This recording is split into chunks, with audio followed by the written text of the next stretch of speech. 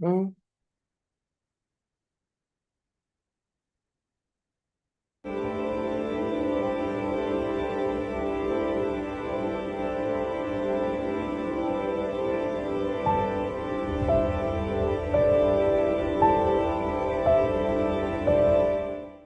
What if I were to suggest that you play a key role in the awakening world?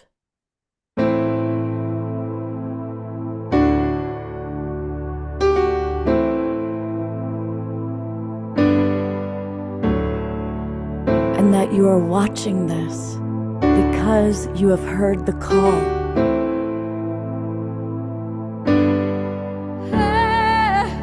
We can start right now by opening our hearts and minds.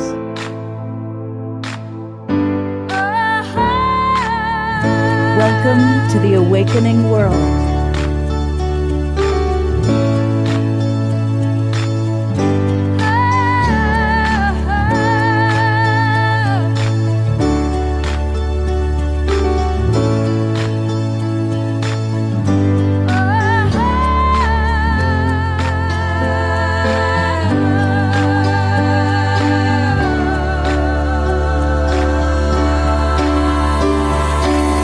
We come from the same source, a powerful love force. We're coming together, stronger than ever, not divided. We come from the same source, a powerful love force. We're coming together, hear the call, you are invited. We come from the same source, a powerful love force.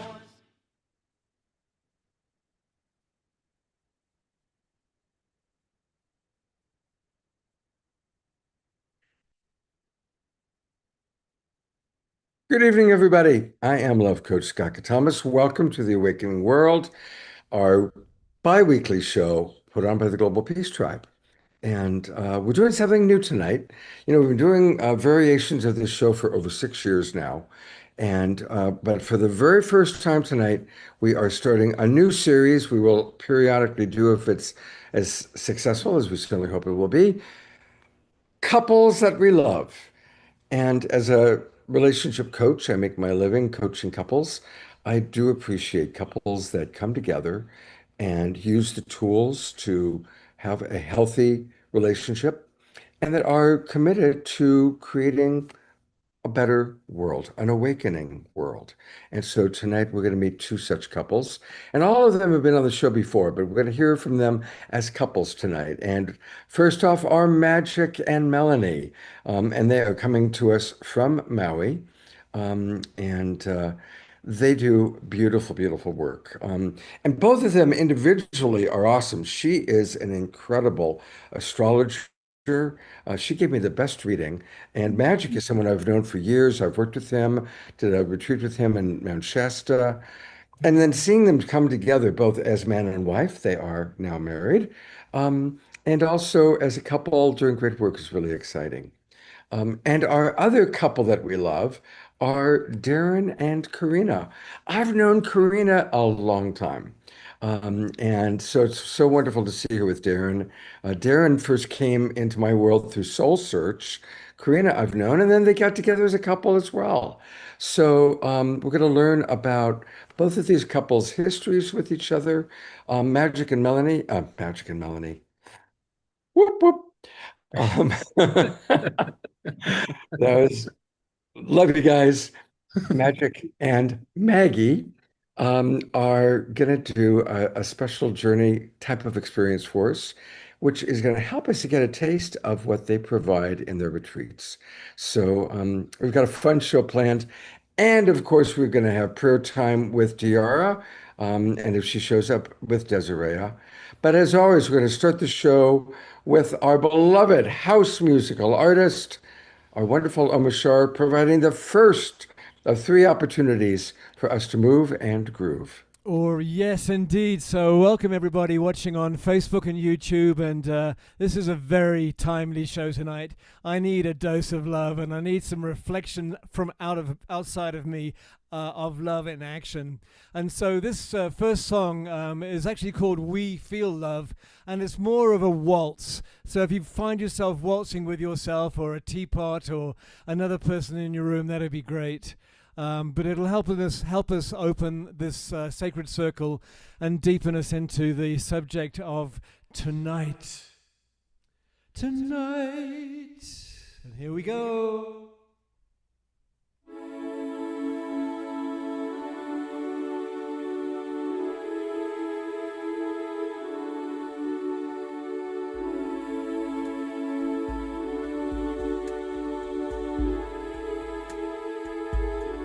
You may sway.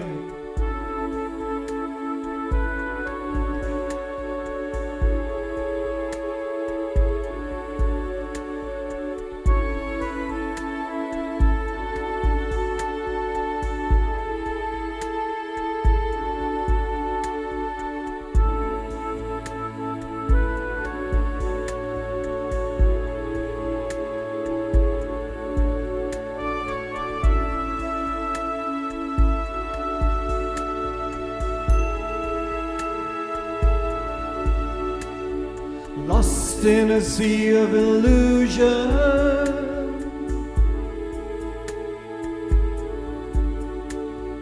feeling so alone.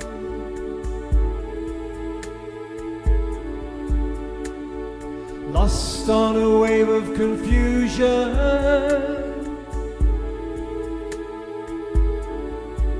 where do we turn?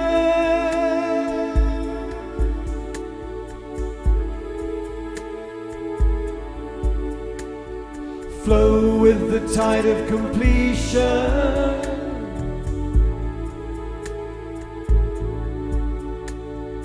Know the reason why.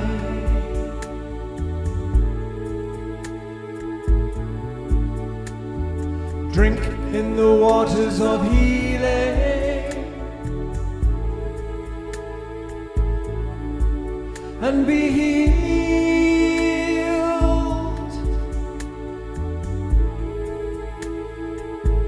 We're coming home to the part of us that's waking up,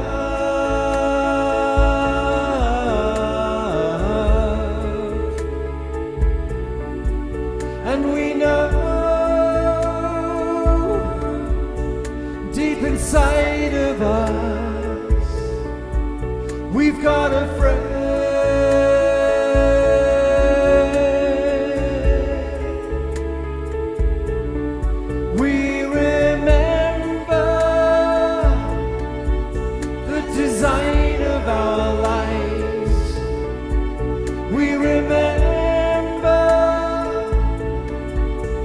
Desire in our hearts, and we feel love, and we feel love.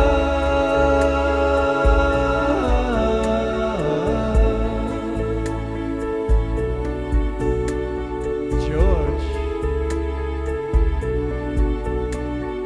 Dive into the depths of your being.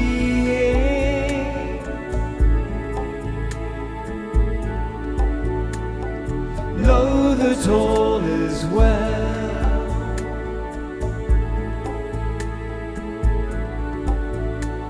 And dive into the deepest ocean and see the truth.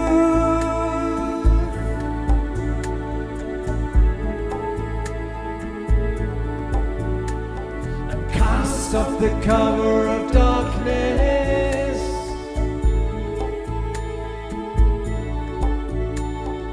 free yourself from fear.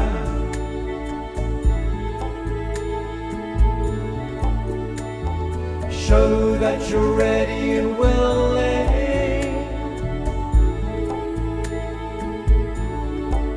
to make the change.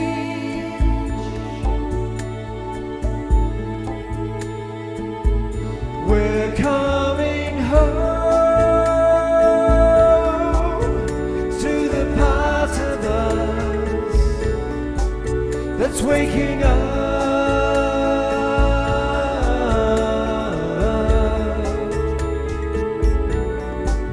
And we know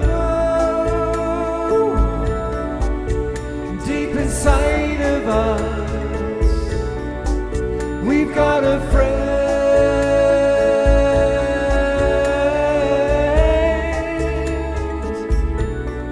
We remember the design of our lives. We remember the desire in our hearts, and we feel love, and we feel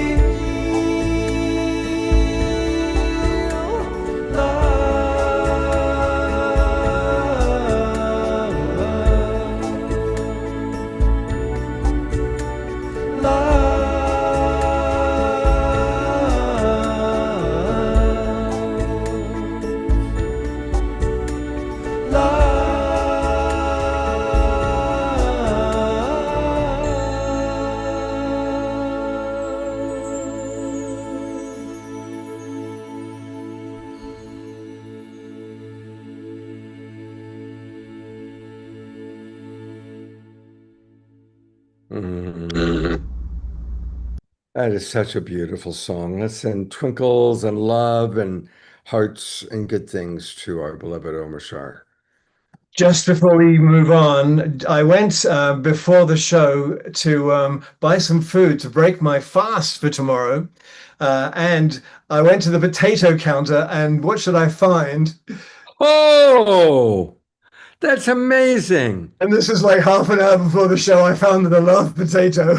Well, we're going to have to change the title of the show to Potatoes That We Love. Potatoes that we love. So anyway, I thought that it was rather amusing, and basically, you know, everything is in synchronicity. The whole universe is watching everything, and so I take that as a sign. Thank you. That's awesome. Thank you. I love that. And I love our audience. So before we go to Magic and Maggie, I want to read some of the comments. Again, the question was couples that you love and or admire. And several of our people, including Dia Therese and the Wild Monk, talked about Shri and Kira down in South America, in Ecuador. And of course, Shri is no longer with us, but they were prominently mentioned. Pato and Antoinette were mentioned by several people, of course. And I love something that, oh, and Trina Joy brings up Gay and Katie Hendricks. They're wonderful. I've had the good fortune to get to know them. They've been on the show back when we were Saturday Night Live for the Global Peace Tribe. They were on the show. And they are a beautiful couple, 40 years together. Susan Woolridge, Pato and Antoinette, Mandy Patinkin, and Catherine Grody. And then our beloved Eleanor Joy, she had a unique example, including a visual image to go along with it. So what Eleanor Joy wrote was, this couple that I saw on our walk this morning thrilled me and the others deeply.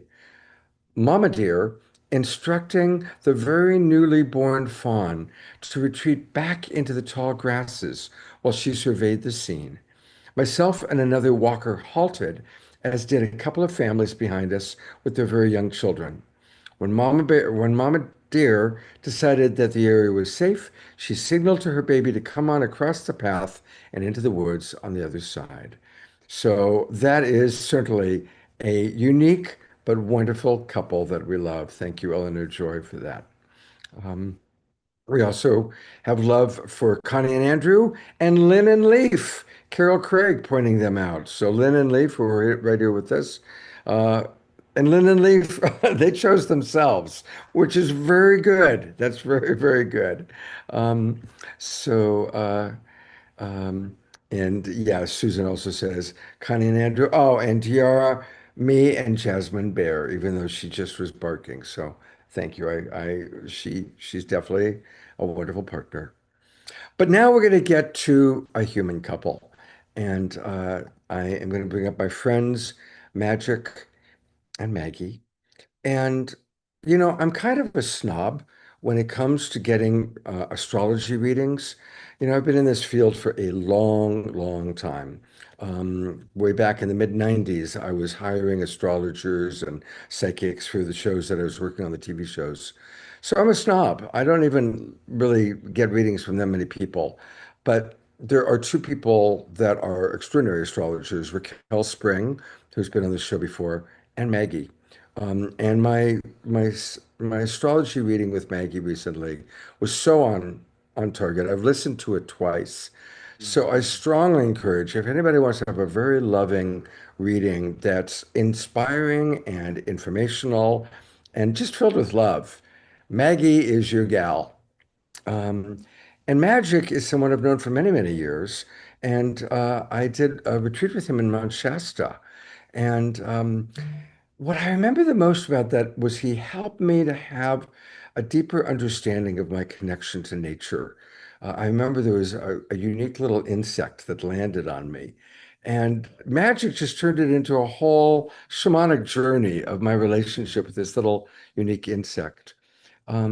So he's also a beautiful man. So of course they've come together as a couple, and together they lead sacred voyages and retreats. And we'll learn a little bit more about that a little bit down the line. But I've done enough talking. I want to turn it over to the two of you. Welcome back to the Awakening World. You've both been on individually, but it's beautiful to have you on together as a couple today and initiating our Couples That We Love series. Thank you, Scott. So good to be here. Yeah.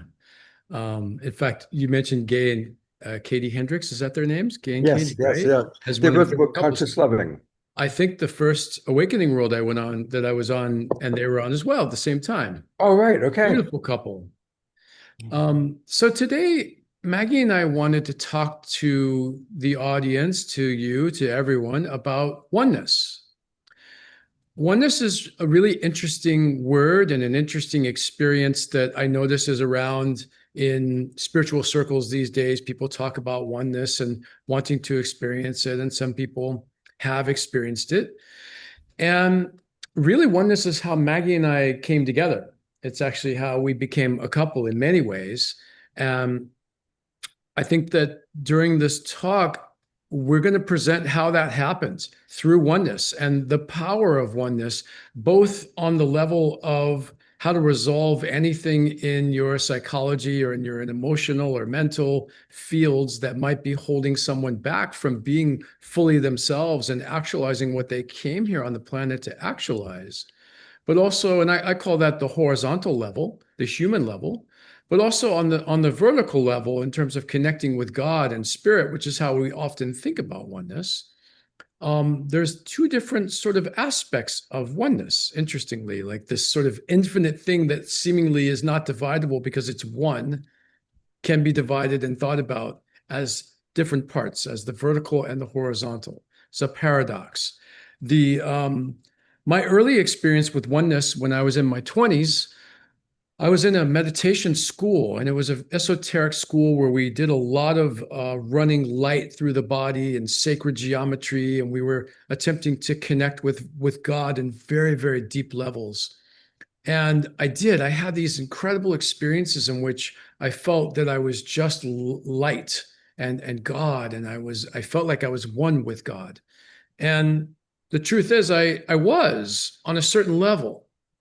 But another truth is that what I was actually experiencing in those moments could be looked at as halfness, not oneness. Because what I was one with was all the positive aspects of light and God, the good feelings, the bliss and the joy and all of that. And to me, that was oneness, and it was fantastic. But if you had asked me if I included my sadness or my fears or my doubts or things that weren't working in my life in that, I would not have included that. But that's what oneness actually is. It's the inclusion of all that is. It's actually being one with everything. And what we've learned is that it's not something, a lot of people think of it as, oh, I need to, or I'd like to be one with things outside of myself, with other people, with the world, so that we can all be at peace. And yes, we all want that, but actually the doorway to that is inside. The doorway to that is to become one with yourself, to become one with every part of you.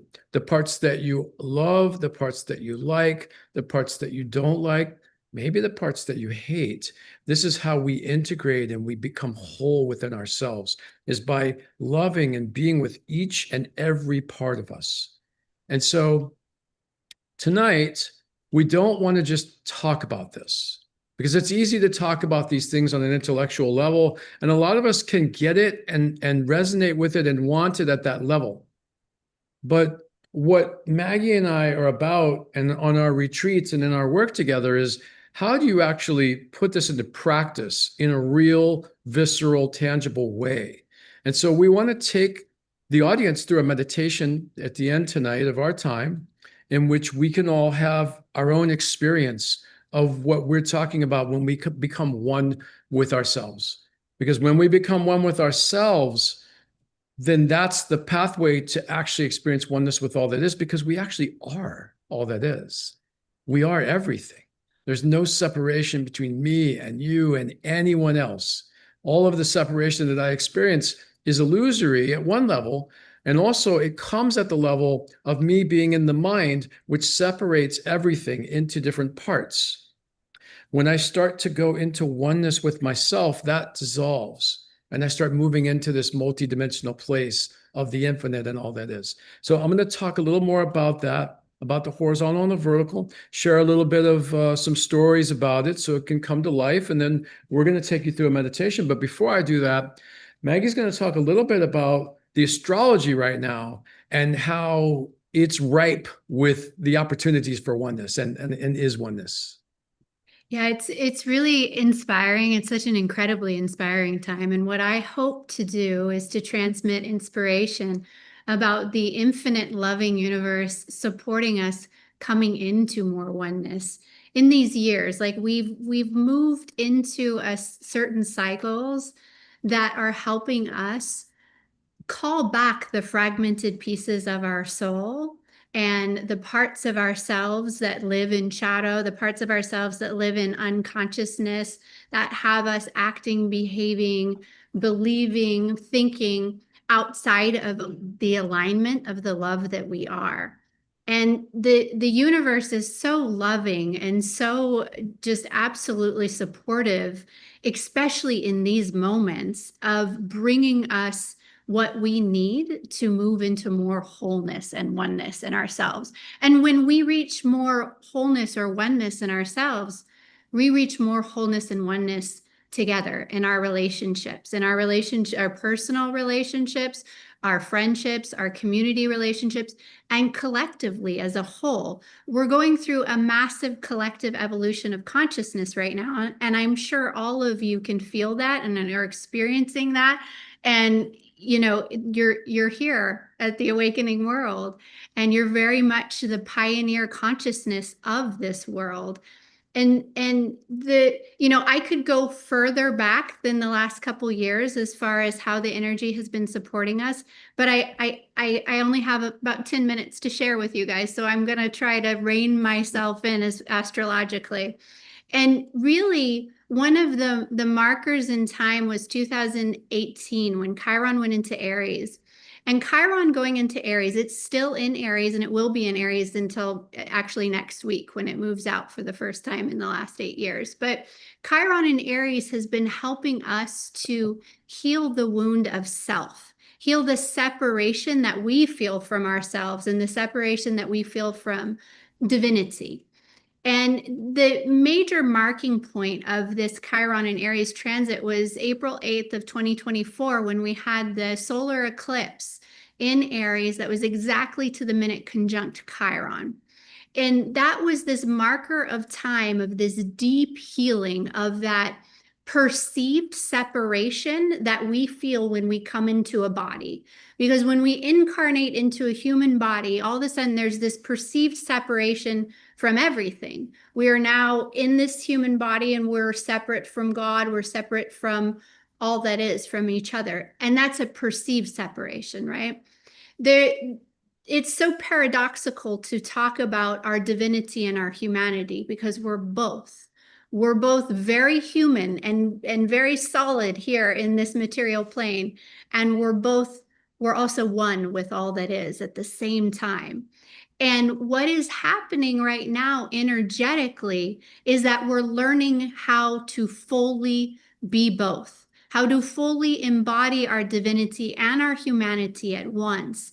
Love, honor, and respect all aspects of ourselves. It's not about leaving the body or the human experience any longer. It's about bringing that divinity into the egoic experience, and what I like to call divinitizing our ego, right?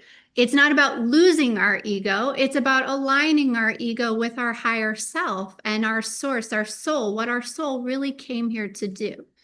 So that eclipse back in 2024 was a major marking point. And then we built up to this year. In February of this year, we had the Saturn-Neptune conjunction at 0 degrees of Aries. We have not had anything like that in over 6,000 years. So that was an incredible marker of time. And what that was the consciousness of as above, so below. That is, Saturn is the planet of our soul's higher responsibility, and Neptune is our source consciousness. And at 0 degrees of Aries, that's the beginning of everything. That's 0 point energy.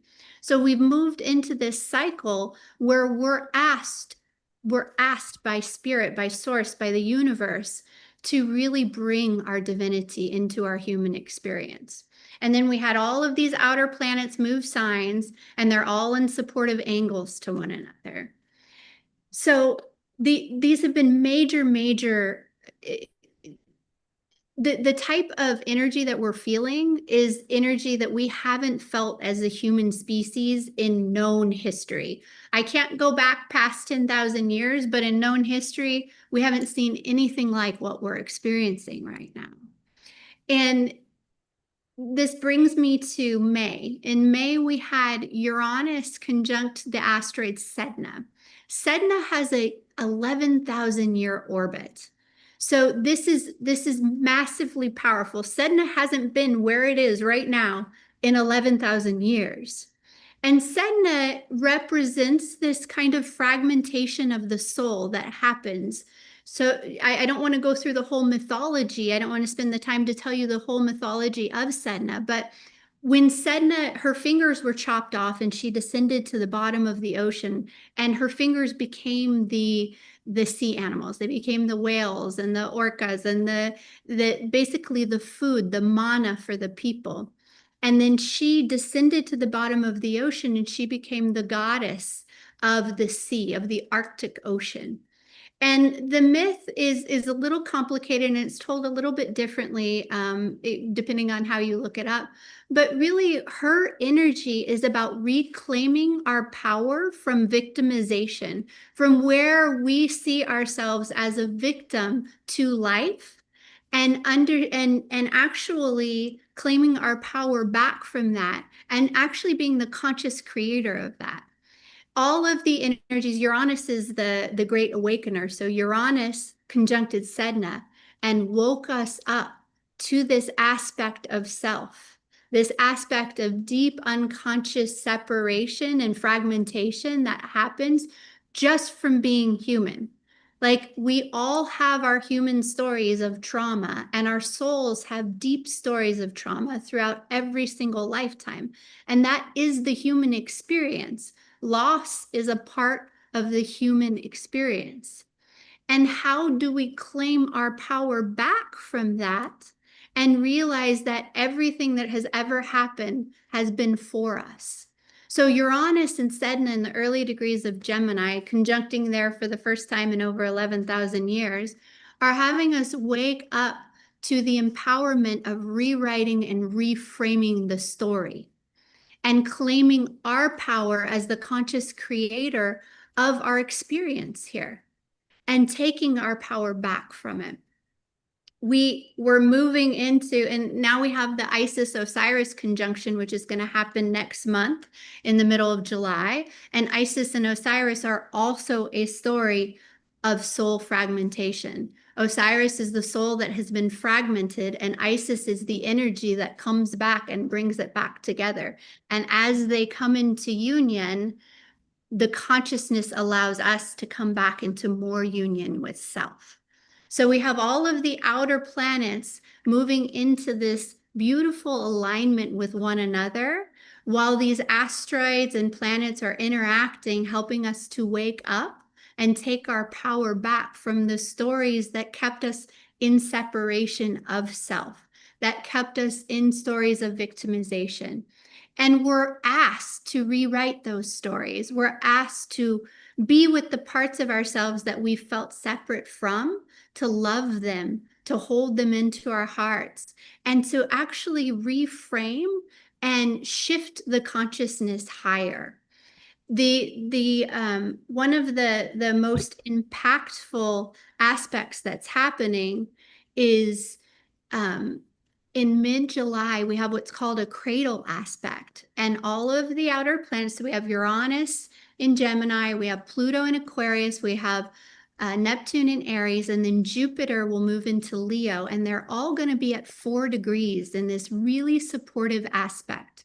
And this has been talked about by mundane astrologers since the 1960s and 1950s as a rapid time of evolutionary growth, optimism for the individual and the collective, and an ability, 4 is the degree of frequency or vibration, an ability to move into frequencies of unconditional love and a greater unity consciousness individually and collectively.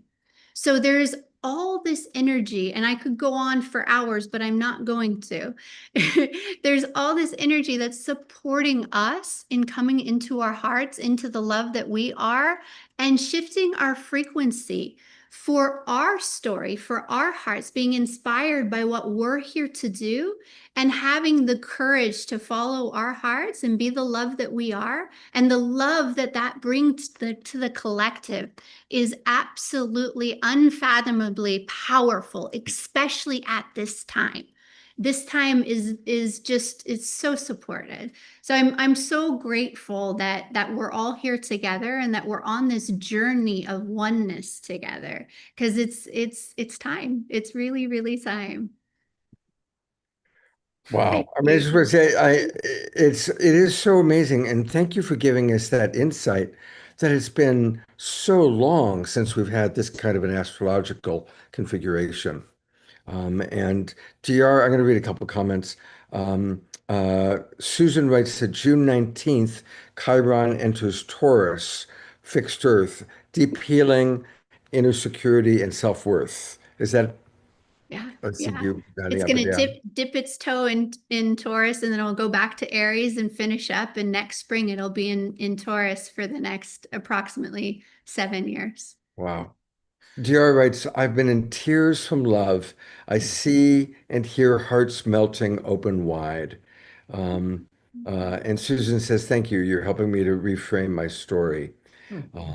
So beautiful. Thank you. So that was beautiful. Thank you for that. Yeah. I want to now shift gears slightly, and I want to take this discussion of oneness into a more practical, human, what are we trying to create in our lives place? Because most of us on a human level are wanting similar things. We want to be healthy.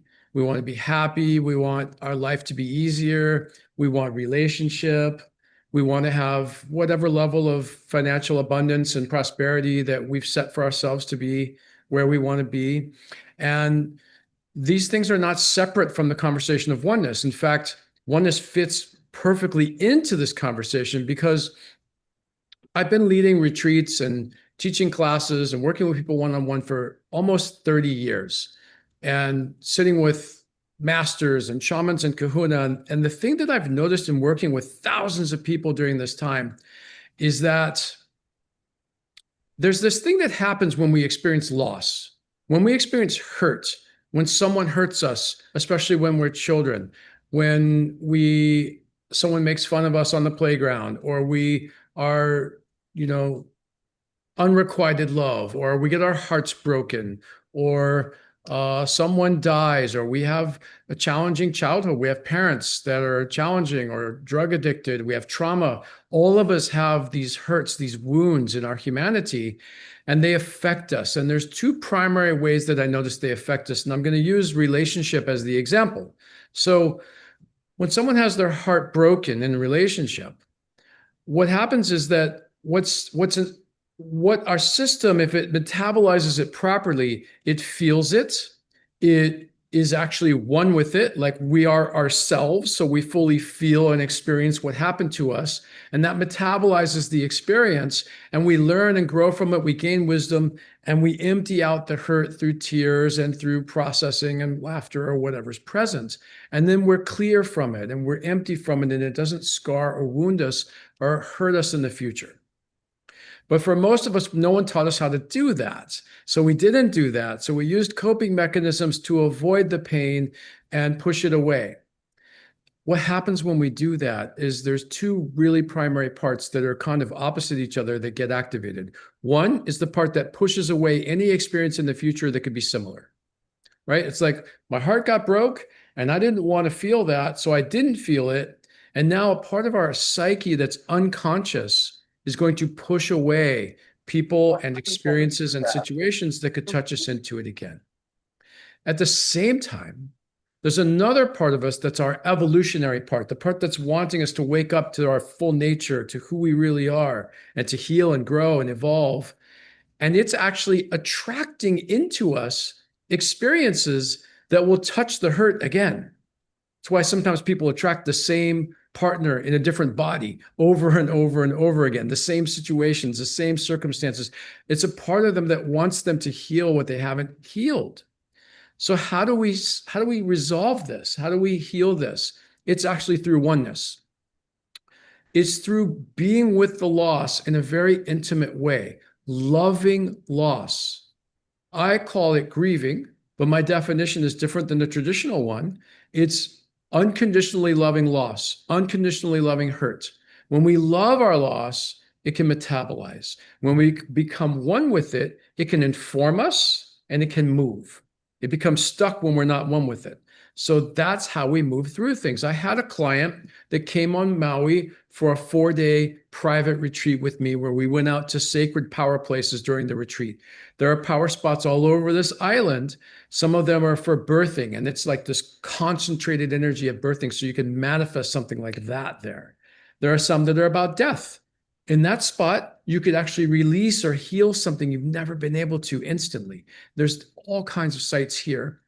And they're in Mount Shasta as well, similar sites. This person came here and he went to his hotel to check in, and the hotel had gone bankrupt and he didn't know it. And they were closed and they were giving no refunds.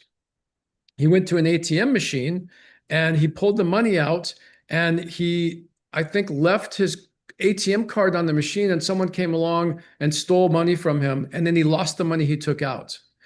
That's right before he showed up to work with me.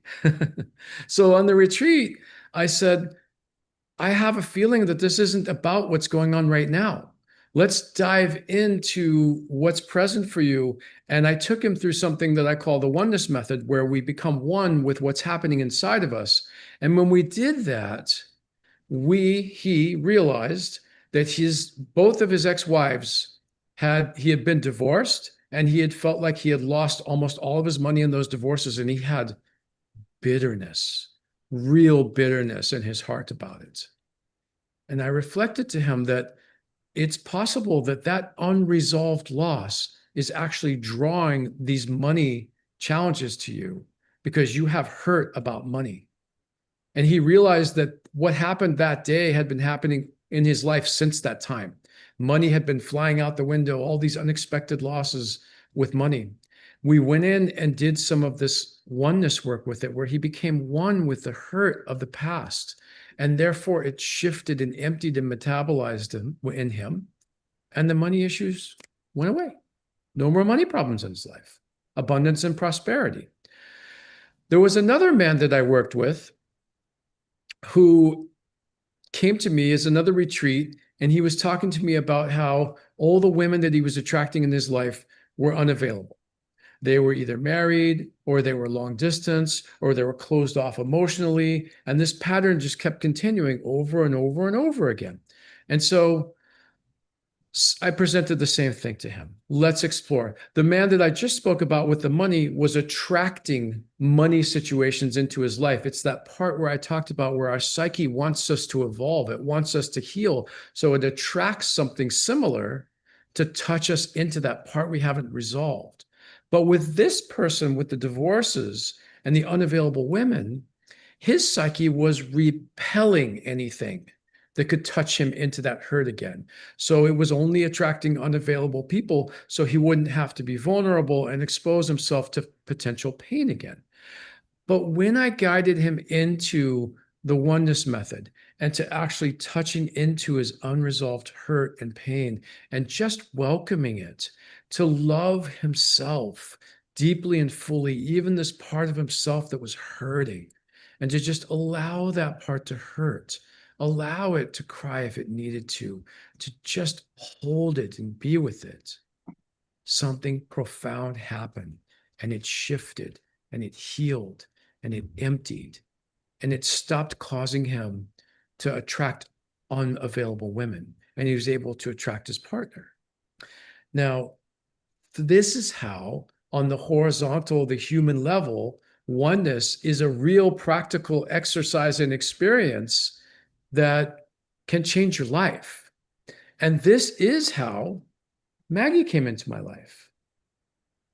Because back in late 2021, before I met Maggie, I was hurting. I was 50-ish years old, without trying to do the math right now, 52 or something like that. And I had not found the love of my life yet. I'd have some really wonderful relationships, but none of them were my partner, my beloved, my person. And I'd had a lot of heartache. I was living on Maui, but couldn't find a place to live.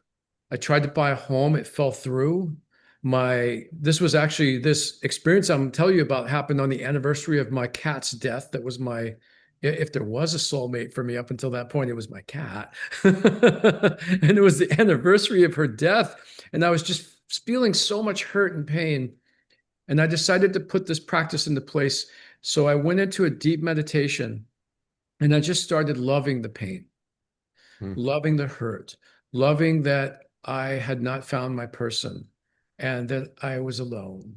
And as I did that, as I went into myself, and I'm going to take you through this later so you understand exactly what I'm talking about, things started arising. I started realizing that I had this critical part of me that was telling me that something was wrong with me, telling me that I wasn't good enough, that was in my unconscious, that had been adapted from my childhood, from my parents. Both of them had very critical parts of them. They were very neurotic and worried a lot and had challenging self-esteems. And I had lived in that and had adapted that. And it took me into it. And I started to love that instead of pushing it away, which is separation, right? We can live in separation, which is pushing parts of ourself away, parts we don't like, things we don't like. Oh, I want more pleasure. I don't want pain. And when we do that, we're constantly manipulating our lives. And we have an agenda that's operating to feel good and to push away experience, which takes us out of reality. It takes us out of the moment. And it certainly takes us further and further away from oneness with us, which I will eventually share is oneness with divinity and oneness with God and oneness with all that is. And so as I sat that day, I went through a number of processes inside myself where different things from my history would arise, different hurts, different periods of time. And I just kept sitting with one after the other, until eventually they just emptied. And what was left was this peace, this profound peace and emptiness of me being one with myself. I felt so alive. I felt so here and empowered and connected with divinity and God and all that is, because that's right in here. This is the doorway. We lead sacred site retreats where we go out in nature to sacred sites. And on that retreat, I often say, that you are the sacred site. You are what you've been looking for. You are everything. There isn't anything that you aren't. You're infinite, and you always have been, and you always will be. You can't die because you were never born. And at the same time, things do matter in this human world, right? In that divine place, everything's temporary. So who cares? Like, I don't care if someone dies or I get hurt because I'm infinite. But it does matter here on earth where we've come into human form. And if people die and things hurt and I don't have my partner, it matters. And so it took me into that beautiful place of true oneness, which oneness to me ultimately is the place where I can actually be experiencing my divinity, and in that place where I know that nothing matters. And I'm also feeling the pain or the joy of the moment of now, because it does matter, all at the same time. The culmination of my journey around this, or I guess there's no culmination, it's still happening, but a pivotal moment around it. I had an injury to my ear where a firecracker exploded next to my ear. And at one point, I couldn't, what it did to me is it caused me to have an extreme sensitivity to sound. So sound became intolerable for me. At one point, I couldn't go anywhere. I couldn't go to the beach because of the sound of the waves. I couldn't go to a waterfall because of the sound of the water. I couldn't go to a restaurant. I couldn't listen to music. I couldn't watch TV. I was basically, the only place I felt safe and wasn't in pain was at home. Otherwise, I was in fight or flight and in a lot of pain. And I had this experience where I went to on a sacred site journey for a week. And when I came out of the journey, the whole time I was in that journey, Spirit was teaching me about oneness. Everything that happened, I was being taught to surrender and just merge with whatever was occurring and to stop resisting it. And by the way, that doesn't mean that you're going to become a doormat or that you're not going to make powerful decisions. It means you're going to make even better decisions. You're going to have more authentic yeses or nos. You're going to stand in truth more, because oneness with yourself and all that is brings truth and wisdom and divine right action. And so I've been being taught surrender and oneness, and I came out of that experience, and I didn't do any drugs at this time. I haven't done a drug in many, many years, and I got inadvertently drugged. And I had to get on a plane, and it was very psychotropic. And I already had, 100 times experience of what's louder for me than everyone else. And that was 100 times more than that. And I got onto this plane, and I was at a level 10 pain and a level 10 fear. But because I'd spent that week in this powerful site, experiencing oneness and surrender, I was completely at one with the fear, and I was completely at one with the pain. And as such, I was completely at peace. I was completely at peace, even though I was at level 10 pain and level 10 fear. That is where the horizontal and vertical meet. It's where the cross meets, that pinpoint place where one is in their infinite nature and knows that none of this matters. And really not just intellectually, but embodied in the nervous system, in our emotional body. And at the same time, it did matter. I was in pain. I was in fear. I wasn't pushing it down. I wasn't denying it. It was there. And it was interesting because occasionally I wasn't identified with any thoughts, even though thoughts would occasionally float by, because I was in that pinpoint place. But I remember a thought floated by once, like it was a thought of terror at what was happening. And I could feel if I had like contracted on that thought and stepped out of the part of this place that was divinity and more into that place, I would have freaked out. They might have had to take me off that plane in a straitjacket because it was that intense, the experience. But I stayed right there. And that experience changed me permanently. Not that I'm in that all the time now. I'm not. It's a work in progress all the time. But it was like, I've experienced this now. So I can use that, right? It's like the ability to access it more and more and more and build on. So that was an incredible experience. And that's where these two places meet. Now, there's the vertical,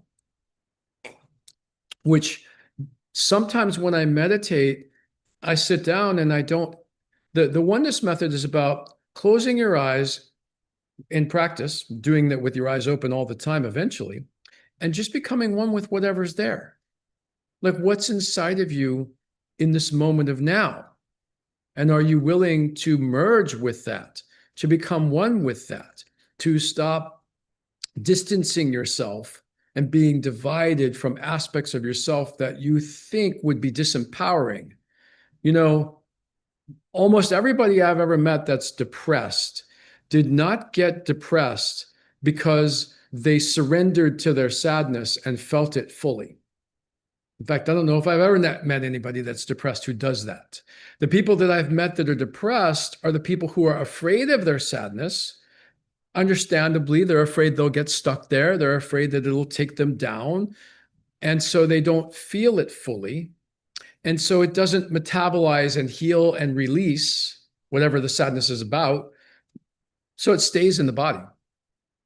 And then the next thing that happens that is a loss doesn't get metabolized and it stays in the body and it builds up and builds up and builds up and builds up until it becomes unbearable and overwhelming. And we call that depression. Now, some of that is because we're not really taught how to love the sadness. And so a lot of people I work with say, well, I've cried and I've felt my pain and it hasn't changed things. And it's because there's different types of crying and there's different types of experiencing our sadness, our pain, our discomfort. And that is the difference between unconditionally loving something because it is, and I just want to be one with myself, and crying because I know that I need to feel this, but really what I'm crying is I don't want to feel this. I'm crying because it sucks and I don't want it and I want to get rid of it. And that's separation. And so that second kind is like a pressure cooker, right? And if you release the pressure cooker, it releases and you feel better, but you didn't stop the pressure cooker from cooking more pressure, right? But when you unconditionally love what is, then it actually releases the thing that's causing it. Now, sometimes it goes through some layers to get to that place, but it can release the thing that is causing it, which is really what we're trying to do here. And there are profound effects from this. I had a couple that came on a retreat with me, and I didn't know why they were on retreat. They didn't tell me. At times in the past, I didn't ask.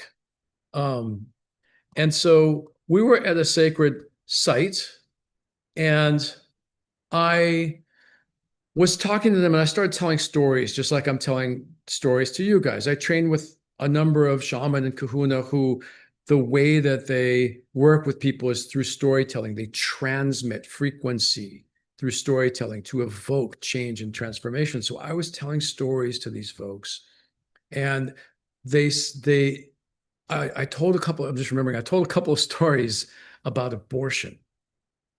And this woman started crying. And that's kind of how it works for me. I'm channeling, what to share. And so she starts crying, and I ask her what's present. And she said, the reason they're on this retreat is because they're trying to have a baby, and they've tried everything and they can't. And they've been spending, I forgot it was $50,000, $70,000 on in vitro fertilization, and it wasn't working. And she was also crying because as I told these stories about abortion, she realized that she had had an abortion, and that she was incredibly shameful about it and full of guilt and felt like it was wrong and was hysterical about it, actually. She was really upset. And what I realized in that moment is that unresolved loss creates more loss. So she's got this loss from the abortion she had that she hasn't healed, and it's stopping her from having a baby. And so we worked for those 2 days in healing the shame and forgiving herself. And through that process, she got to be one with what is. She was one with it, and it healed. And they went back to where they were from and got pregnant and had a baby, right? So I don't want to talk too much more about it because I want to take some time to take you guys through a meditation. And so I'm going to turn it over to Maggie. No? Yeah. What? We have what? You take them right in. Oh, I take them right in? Yeah. Oh, okay. Are you sure? Okay. Well, we were going to have Maggie start taking you in, but I'm going to take you guys into a meditation now. So I'd like to invite you to close your eyes. And if this talk has evoked anything for you, if there's anything that you're aware of that's in your system, in your psyche, that you have not welcomed, that you have not loved, that you have not been willing to be with, just allow that to be present here right now.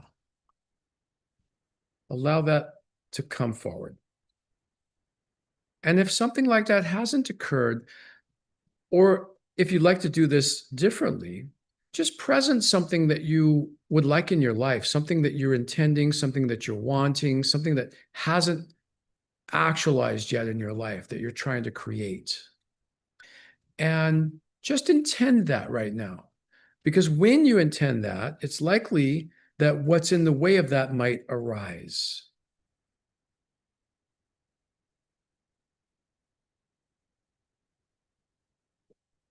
And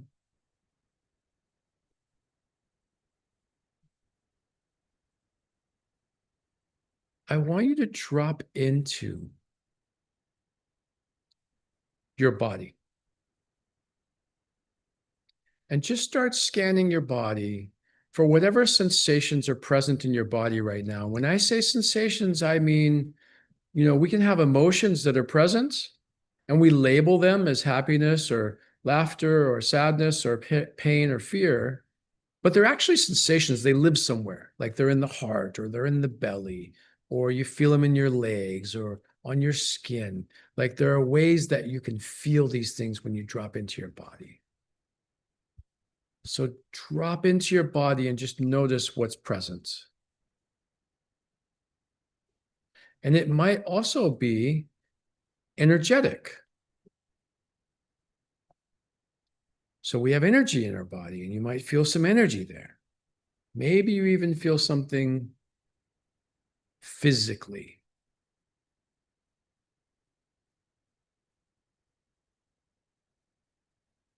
And just whatever's there. It doesn't matter what it's there. If you have an intention present, if something came up before or not, just drop into a deep level of presence with what is there. And I'm going to ask you some questions that I want you to answer inside your own mind while you put all your attention on whatever sensations you're finding in your body right now. So the first question is, where in your body do you feel the strongest sensations?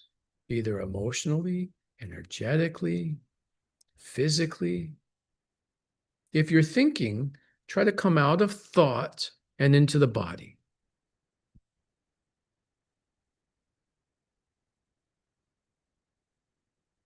And if it's difficult for you, you can use your breath to breathe right into the place where you feel those sensations.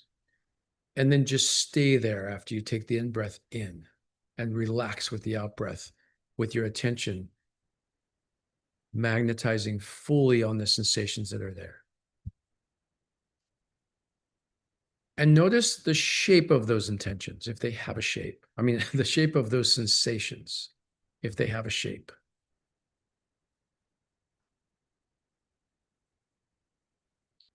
And notice if they have a weight. Is there a weight to these sensations?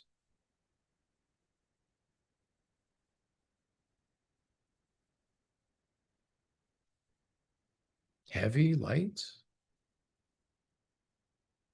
Do they have a temperature?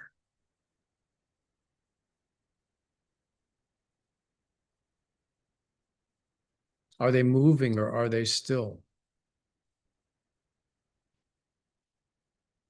Is there a texture?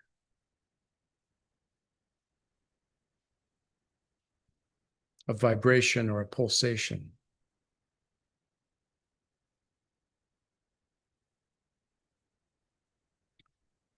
Oftentimes, the sensations that we track in our body when we're doing transformational work or we're presencing something we're trying to create, or old hurt or wounds, are what I call a wound field or a trauma field, and they carry all the memories of everything we've ever experienced.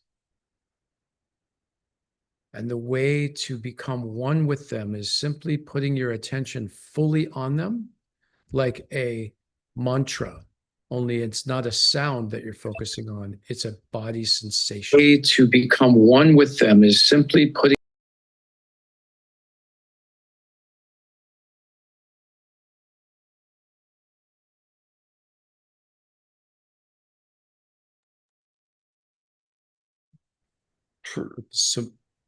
a somatic mantra. So you're putting all your attention on these sensations.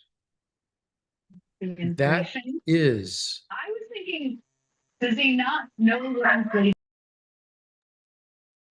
that is your loving presence. You're putting your loving presence on the sensations and just being with them, just allowing them, giving them permission to be there, not trying to change them. And just spend a couple of minutes there, just trying to put as much of your attention on them as you can. If this is easy for you, I'm not going to take us into this right now because we don't have time, but in the next couple of minutes, you can actually love them or even accept them or become one with them. But just allowing them to be there and putting your presence on them, putting your loving presence on them is enough to metabolize and shift and heal and move you more and more and closer towards oneness with yourself.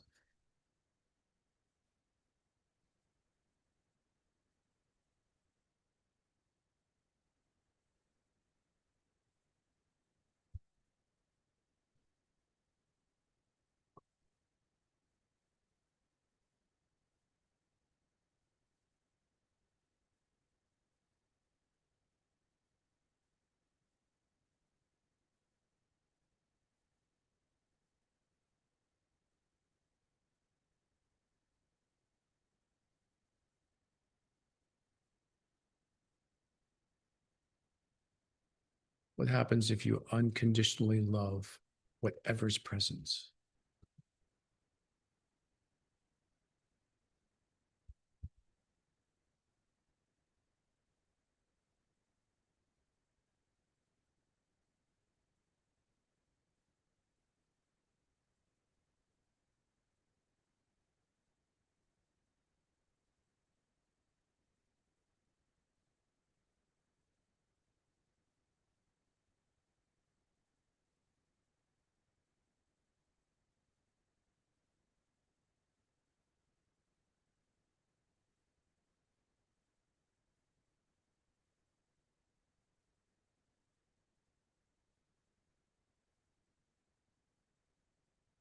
And slowly now, staying connected to those sensations as best you can, so that when you open your eyes, you don't disconnect from yourself, but you stay connected and bring that connection into the waking world, the awakening world.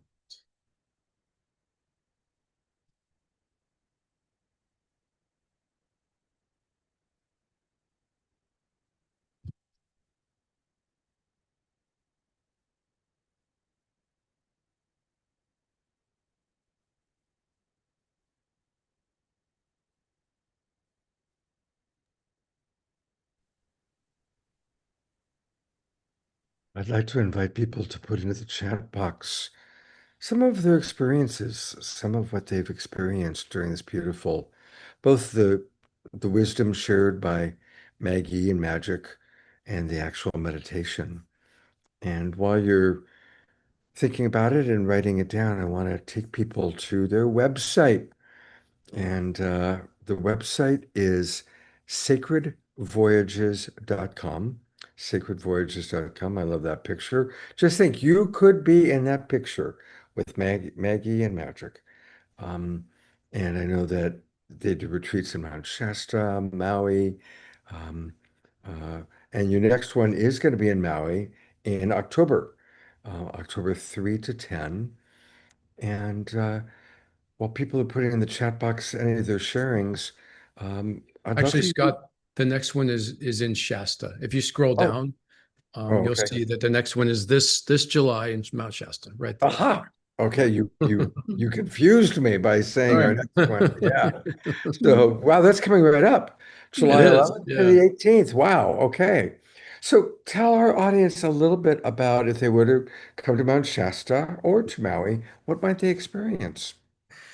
Yeah, and first, I just want to say that I ran out of time and I wanted to take people through a deeper part of that meditation. So it was beautiful, and I just want to say that. Yeah. In Mount Shasta, Maggie and I, it's a shamanic awakening retreat or shamanic adventure retreat, we call it. And basically, it's a sacred site retreat. So we create a retreat where we are amplifying a field of multidimensional reality and unconditional love so that, like the meditation that we just went through, we're all living together for a week. And during that week, we go to these sacred places, these vortexes that can effectuate and catalyze sometimes instant transformation. We have had people on these retreats who have come on hospice. They have come, we had a woman with a deformed heart who had 2 open heart surgeries, was told that she had 6 months to live. She came on our retreat and went back to her doctor, and she had a perfectly healthy heart. Just a couple of years ago, Maggie and I had a client in Mount Shasta, showed up in a wheelchair, had been in bed for 3 years, came on the retreat, and was absolutely normal after that. And it's in all categories. We had a person who was in their 30s who was a virgin and had never kissed a girl and had been wanting a family his whole life. And on the retreat, he was able to shift the psyche, the things that were holding him back, that weren't working, but also stepped into a different reality because it's a multi-dimensional retreat where we open up the field of possibilities and we dissolve the illusions of separate reality, that there are an infinite number of parallel universes existing at one time. Most of the time we can't access that because we're in our minds. So we drop into that place where that's possible. He had his wife, he had a girlfriend within a month and came back and got engaged on the next retreat. So it's all categories. It's wonderful and beautiful. And I also just want to mention that we are taking a group to Egypt in April. Next April. Yeah. Yes. April 2027. And so those are that's going to also be very special. Mhm. There's some lovely comments and a question. Gaia, who's also on Maui, writes, Mount Shasta is a most magical place. I've gone there to do divination on my own personal journey. Carol Craig writes, that was a lovely meditation, Magic. Thank you. Eleanor Joy writes, the pain in my arm first became sharper, but then magically disappeared towards the end. So that's very cool. Yeah. TR writes, I'm embracing my fear with love and tenderness, celebrating my vulnerability.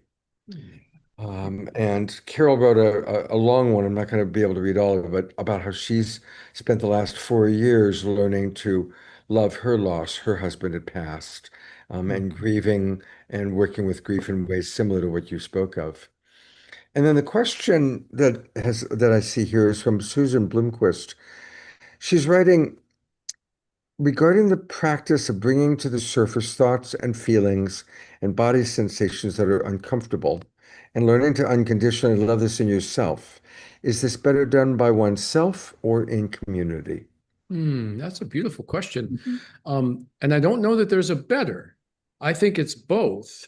What I've learned in my practice, because I work with clients every week on the phone, I do shamanic coaching sessions, and we're doing a lot of this in those sessions, is that there's a lot of nuances to it that I couldn't get into in this short time. But when we start to love it, a lot of things can arise, including distractions and things inside of us that have us think we're not doing it, but we are doing it. And so having someone help you along, I've personally found for myself and for my clients is invaluable. Almost all my clients get stuck in different places and they're not quite sure what to do in different parts of it. And so it's beautiful. And just like meditation, like I love to meditate alone. I also love to meditate in groups. You know, it's beautiful to meditate in groups, and there's this really awesome amplification that occurs. And, you know, when I'm working with someone, I'm actually, because I'm transmitting, I'm actually doing the work with them and for them while I'm teaching them to do it, and they're doing it themselves. So there's this amplification of it that occurs that could occur when you're doing it with others as well. And so it's both. Yeah. Okay.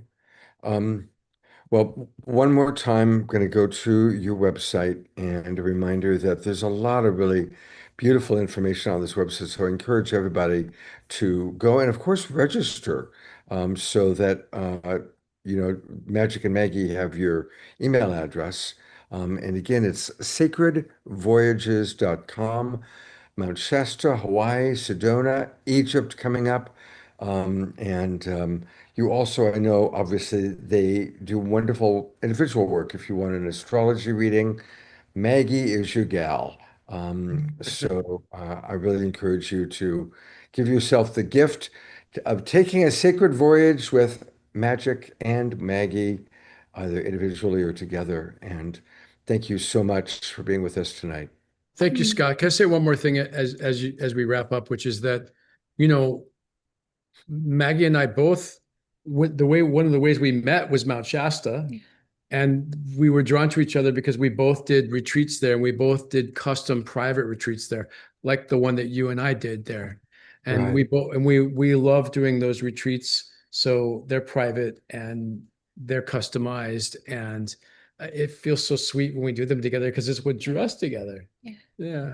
Very Yeah. sweet. Yeah. Thank you so much. Thank you so for having much. us. Oh, Thank you. love you guys so much. You are truly our inaugural couple that we love. Thank you. And we're going to So meet much fun. our second couple in a moment. But of course, it is the mid-show break, which means it's time for Omashar.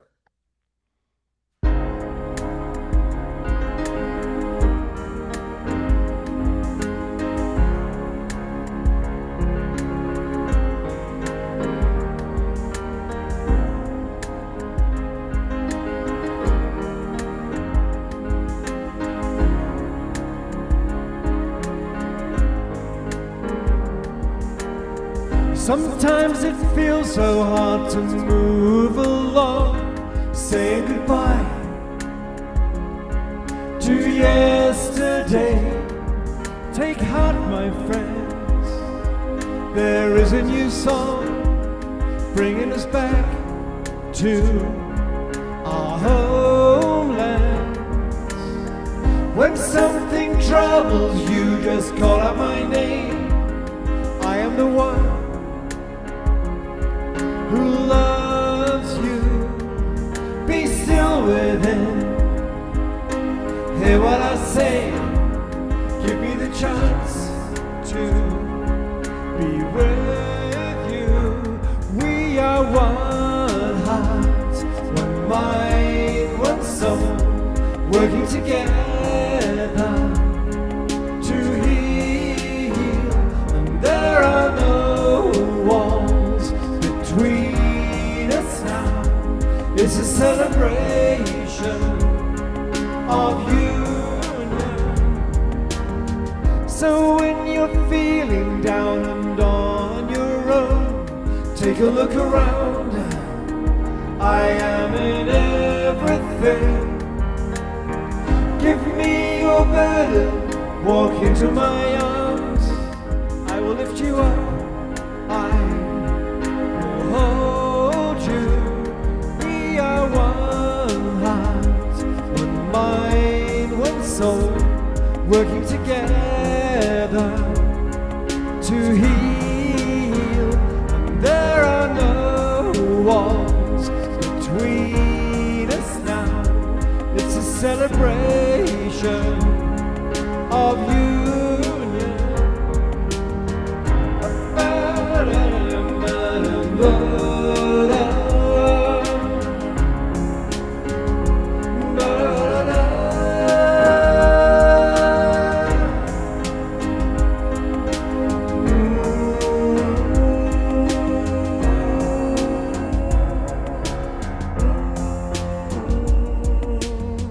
We are the ones who hear the new voice calling us home to freedom. Fear not, my friends, this is a new place full of new joys and happiness. Yes, we are one heart, one mind, one soul, working together to heal. And there are no walls between us now. It's a celebration of union.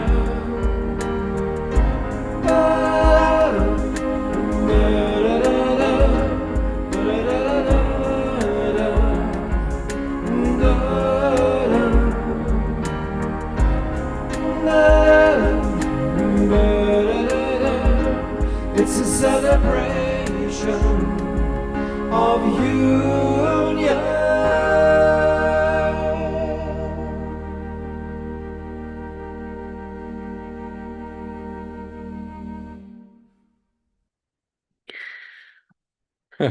As always, such a perfect song.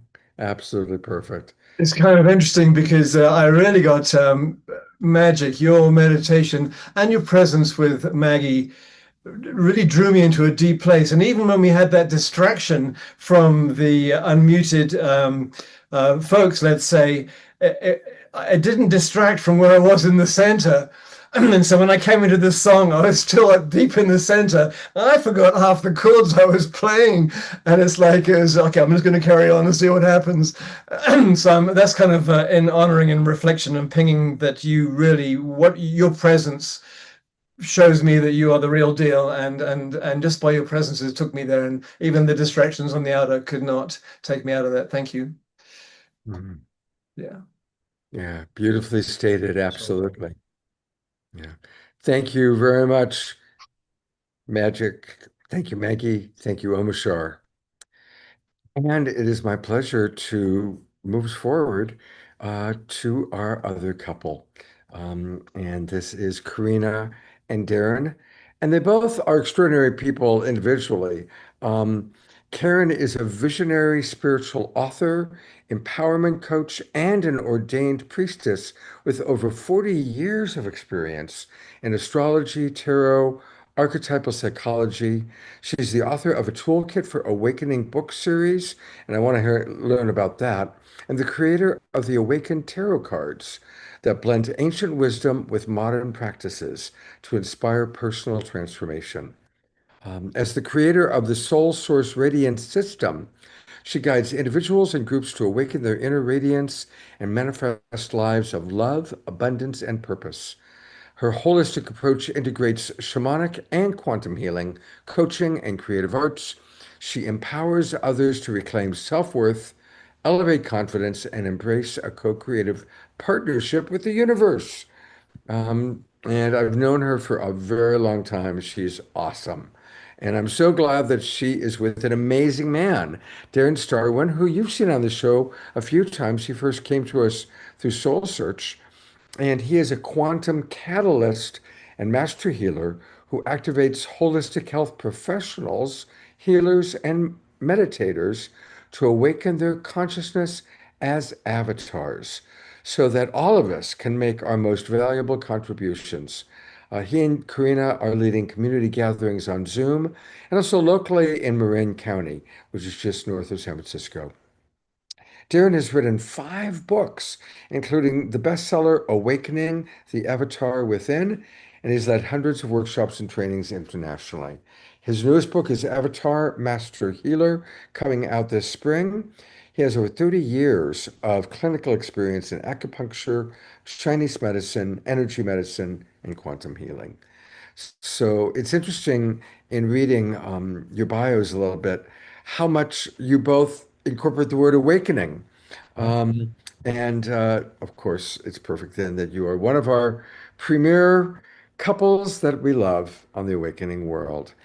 So welcome, and I'm going to turn it over to you to share a little bit about kind of your history of coming together as a couple and what that's been like. Would you like to have ladies first? Okay. We met late in life, as the song he wrote about me, and we were friends first for a year and a third, and he didn't see me in that way, and he's slower than I am, but I've always wanted to co-create creative relationship. It's ever, and anybody who knows me knows that. And Darren definitely has been, sometimes I call him my pusher. He has been really inspiring me to get my books out.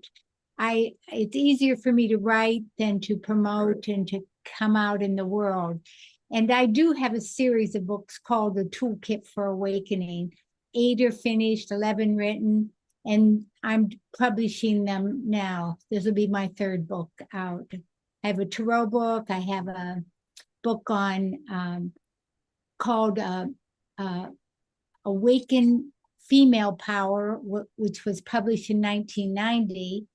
And I redid that book to go with this series. And now I'm publishing Awaken Magnetic Creation.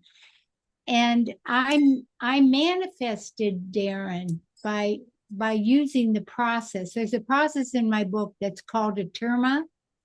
And what it is you just visualize through the chi field 3 different times in the past, present, future, and you bury it in the earth. And it's a very powerful process. And I drew this man into my life. So how long were you doing that term when you were intending that? It took a couple months to do it. But when we met, and we met in a kind of a speed dating in 2020, and it was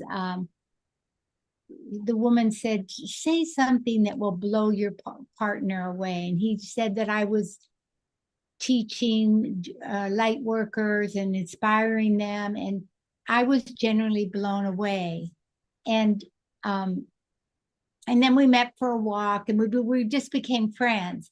And I felt in a sense that he did not see me, but it was empowering for me, because what it did was show me, he's a catalyst. And the first time I met him, all my issues, he quietly pushed every button I had. And then it was like, I felt empowered that I am, I fell in love with myself and who I was, and, what I had to offer. And it was like, this man or someone better for me, God. And what did it for me was there was a certainty that I was ready, because for years I wanted a partner, but I didn't do anything about it. I had a little dog that was very comforting, and I just didn't. But I went to one thing. I never went online, really. And I went to this speed dating, and I met him, So it's been a great journey. It's been fun. And we're transforming again, because I had this vision recently. I said, you're not seeing me. You're not really bringing me into the full co-creation that I want. We do parts things together, and in the heavens recently was this Jupiter-Venus conjunction.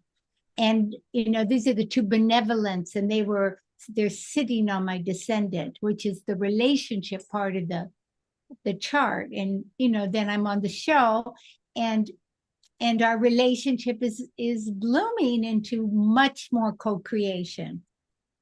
I help him lead seminars, but not they're his, and I'm been like helping, but now we're co-creating more. Beautiful. I love that. And it takes time to adapt, when somebody's used to doing their own thing, it takes time to learn how to co-create. Absolutely. It's not always automatic. It takes good communication and deep understanding. What would you like to say about that, Darren? Well, before I say anything, I just want to say that I really loved what the previous couple were talking about. I just want to acknowledge you, Maggie and Magic, that you had just some really profound teachings and that touched me, and that just want to say I'm honored to be on the show with you. I just wanted to say that before. And there's a similarity. I'm an astrologer and he's Jewish. Yeah. I love that. That's really beautiful. Thank you. Yeah, thank you so much. Yeah. We're very grateful to be here with you. Yeah, we're blessed. Thank you. I'm enjoying listening to you. Yeah. As far as talking about oneness, this is an example of it, because the two of you, expressed what you bring very clearly and transmitted it. And I feel like what we are bringing is a part of what you're bringing, and that the oneness is already there between us. Like, we're bringing a different aspect, a different transmission, but it's part of the oneness. So I just want to say that. Yeah. It's beautiful. Thank you. Yeah. But I guess I want to say, as far as, our relationship, because when we were talking about what are we going to do on this show, we're talking about, let's tell our stories to some extent, and then actually manifest our co-creation, actually bring our service to you in the new, fresh, constantly renewing way that it is. So as far as my story, there's, from a very young age, my intense spiritual path was there. I mean, probably from the day I was born. And there's two things from a very young age that I was really aware of, that I really wanted. And one of them was, I knew, without having the words for it or knowing how to say it or anything, that I had a very strong purpose that had to do with transforming the planet. I literally used to sit and daydream when I was a little boy about bringing healing energy to the planet. And believe me, no one around my family was ever talking about things like that, or my friends who I hung out with or anything. So I don't know where that came from. And then the other thing that I was really wanting was a partner, was someone like, I am heterosexual, so a woman who I could have some kind of relationship with that was different than anything I saw around me. So those are these two strong drives I had growing up. And yet I feel like there was so much resistance. There was so much like the weight of the world I felt I came in with. And that made it, I didn't just flow into those things, believe me. I feel like I had a lot of struggles and a lot of dark nights of the soul, and I studied with quite a few different spiritual teachers, had very profound paths in different parts of the world, like starting when I was a teenager, literally. But what I realized about that was that the reason it felt the weight of the world and I wasn't able to manifest those things when I was young is that I had taken on my ancestors' pain. And it was because I've come from a Jewish background. And I think I was so sensitive and open that I just, I heard my parents talk about the Holocaust and all the relatives we lost in, Europe. I feel like I just said, okay, I'll heal you, some naive little soul. And I took a lot of that on, and it took me a long time to realize how to actually transmute it so I could just be myself, and I feel, way more of that now. But fast forward to now, to keep this story very brief, is that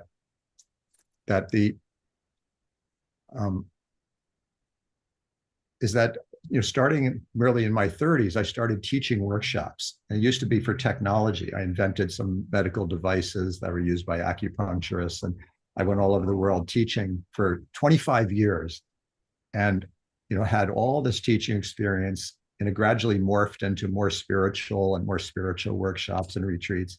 But again, it was more, as Karina said, more my thing. I had many people helping me and assisting me, but it was still like I was manifesting this path that became, quite profound. And I've helped, so countless people, mostly people who are holistic healers and doctors and people who are on a spiritual path. So I still felt that feeling of I would like to have, this co-creation, just like she said.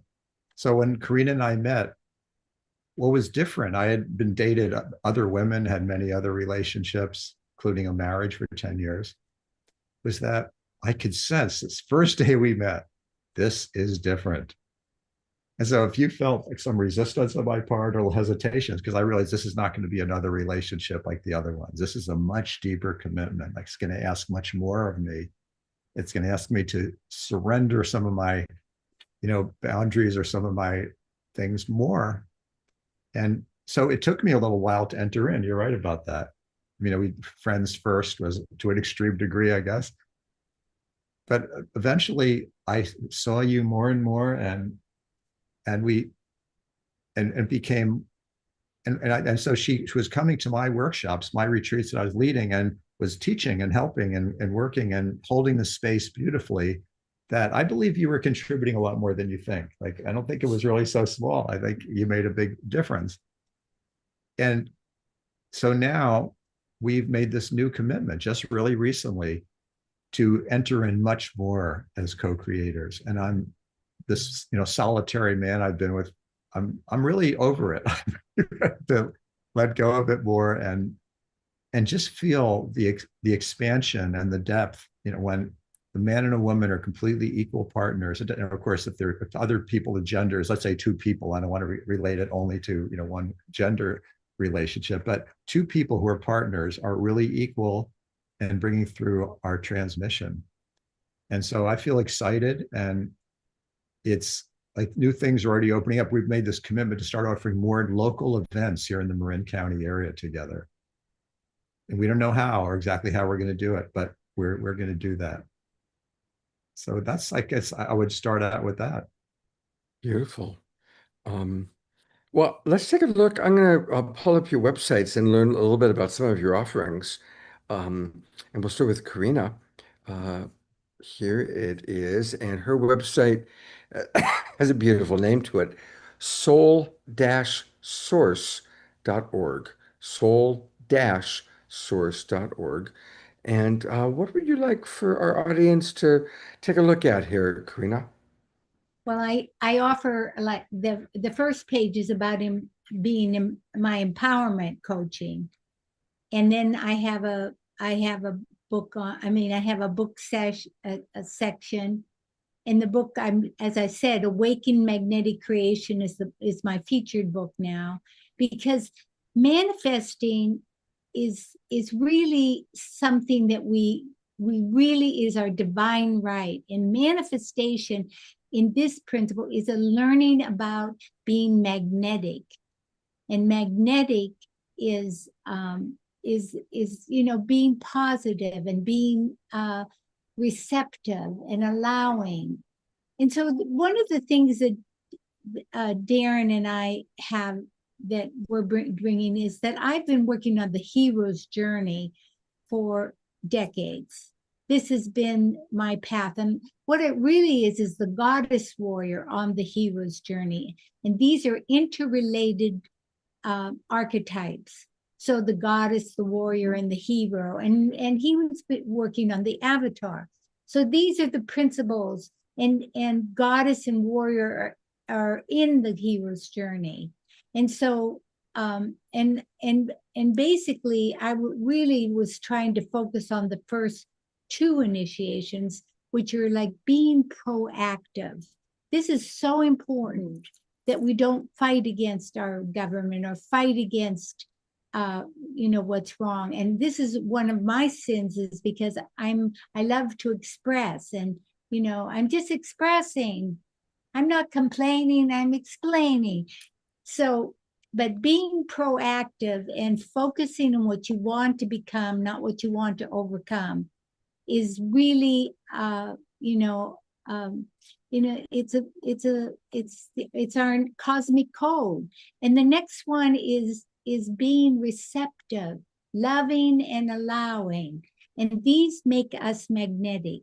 And that's how this manifestation process is different than just other books. But basically the law of attraction does say that, because in essence, you get what you are. Mhm. You live from the end to manifest. And it's really important that when you visualize through your eyes, that you're in it, not watching a movie. So manifestation is what I'm presenting now, in a sense. My focus, this, and I'm pressing the button to publish on June 21st, which is a world point. And that's Sunday on but it's the solstice. And so, and then I'm getting my dream team in place to Fantastic.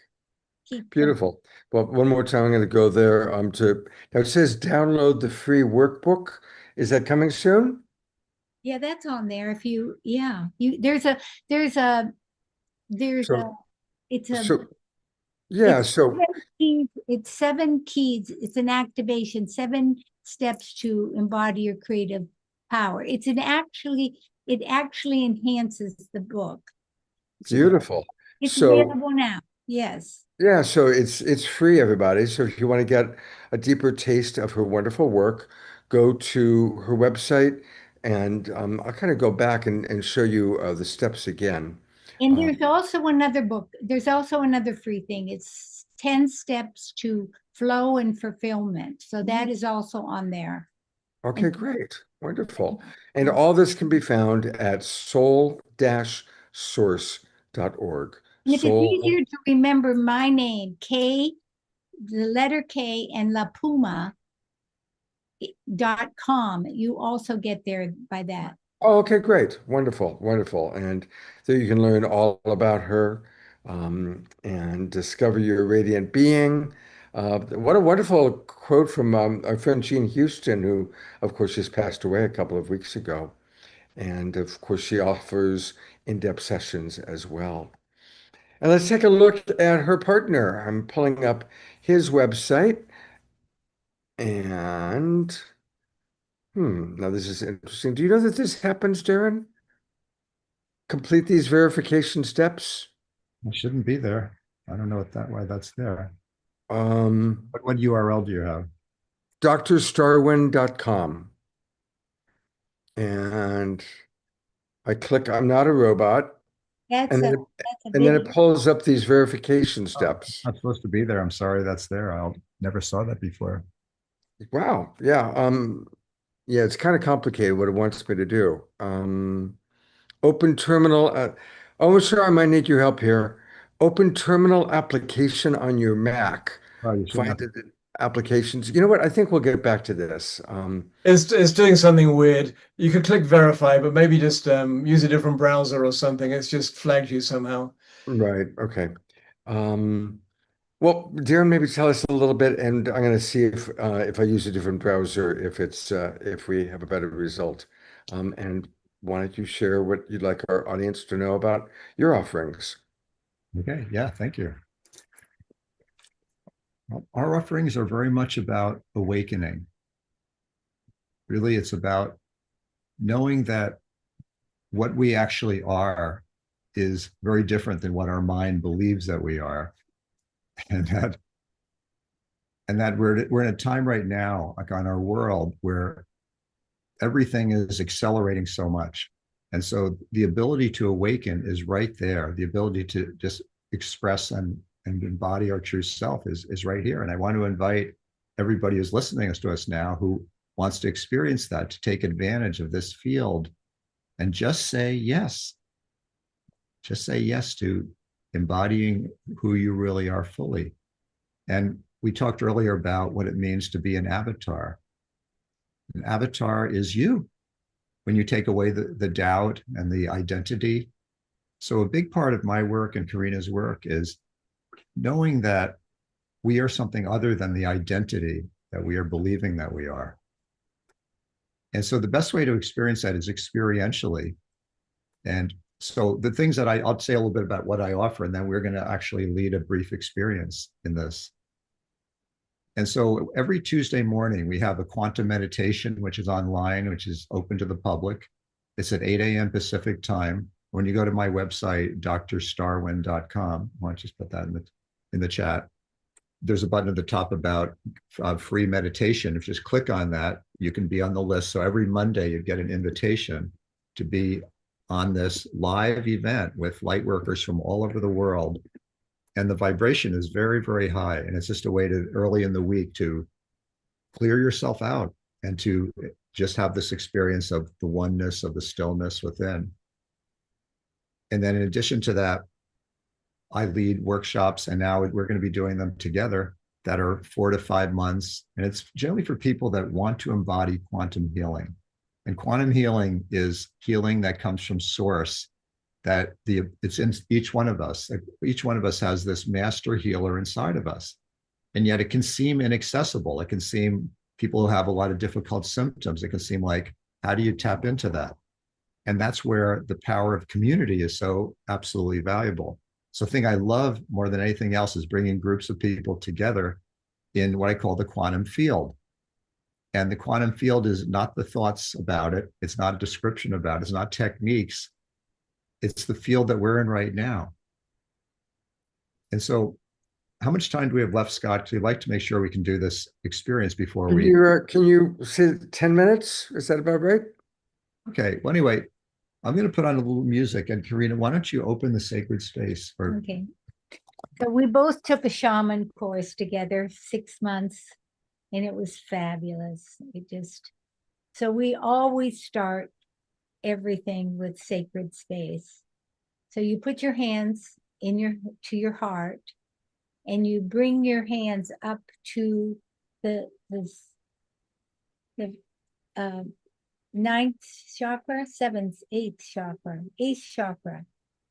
And you feel the chi between your hands. And then you just bring your hands together with your fingertips. And then you open the space, like filling yourself with a cocoon and giving some to the earth. And now we want to do it again. Bring your hands to your heart. Just open up the space. And now bring it to everyone on the call here. Bring the energy to everyone and bring it down into the earth. And it's important to remember to close it once you begin. I've already called in the directions. And so we've asked for the help of the archetypes that are in the directions. So take a deep breath and just feel the music as you slow down.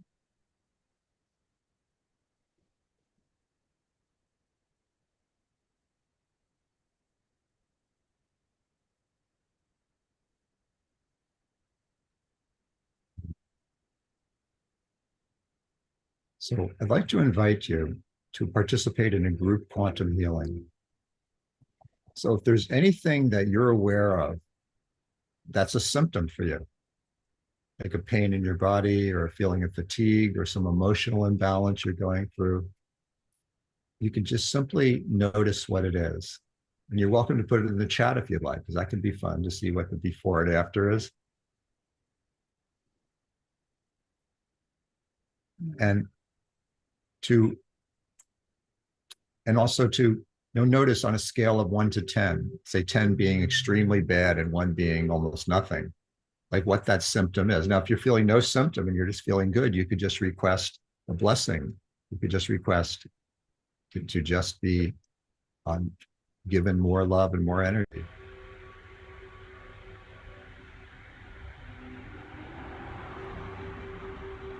And so just notice what that is. Now I'm going to ask you to put the tip of your tongue on the roof of your mouth behind your 2 front upper teeth, which is the master hookup. That immediately connects you with your own inner transmission. And then just relax. Just deepen the breathing in your lower abdomen. And as Magic so well said, be one with whatever your experience is. That's exactly what the work that we do is aligned with. And just breathe deeply. And as you breathe, just feel yourself getting more relaxed as though you were sitting and melting into your chair, feeling at peace. Feel the breath coming in and out. Breathe in deeply, and as you breathe in, call in the energy of the radiant energy and feel it fill your body. And then breathe it down into your torso and down into your legs and into your feet. Breathe in, gather the energy. Breathe out, fill your body with the light from the quantum field, which is everywhere. Just keep breathing in with relaxation, breathing out, softening your body, softening your mind. Let your body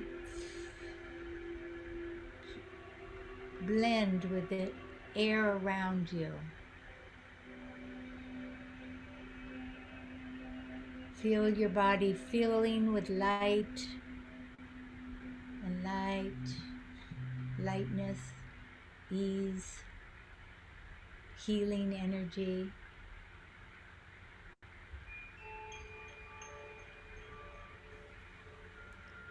And so within your breath, when you breathe in, silently say the word I, which is the sound of the in-breath anyway. And on the out-breath, silently say the word am, which is the sound of it anyway. And just simply let your pure awareness be on the part of your body or psyche or emotions that you identified before. Release any sense of judgment, any sense of trying to change anything. Know that we are in this quantum field that has unlimited potentiality. That's a miracle field. And all it takes is to relax and say yes.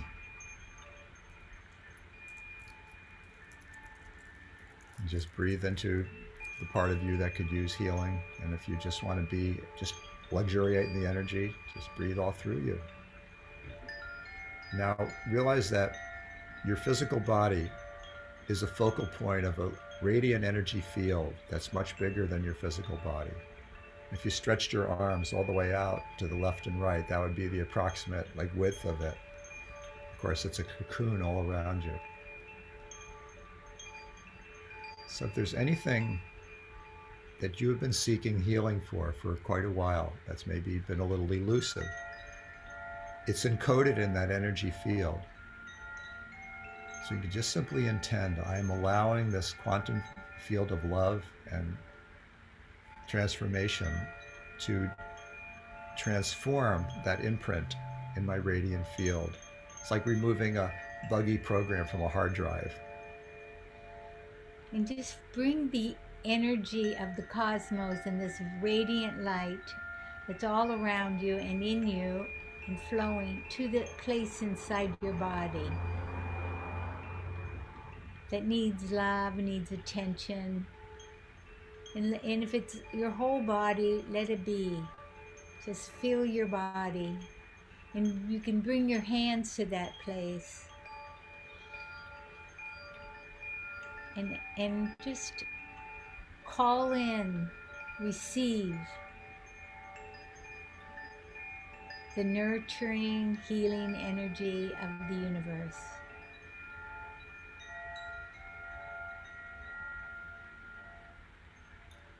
Now, to complete this process, we are in quantum entanglement with all life, with the universe and however many universes there are. So just sense this field of love of coherence that we are.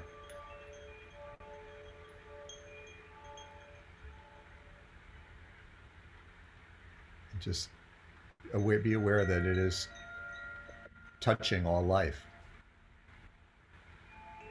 Nothing we have to do. We're joining with all the other light workers of pure heart all over this world, and the indigenous earth keepers, ascended masters, many, many beings of light who are helping our planet through this transition in this moment. And we're sending this energy to all the screens, and even the names or the pictures, just sending them.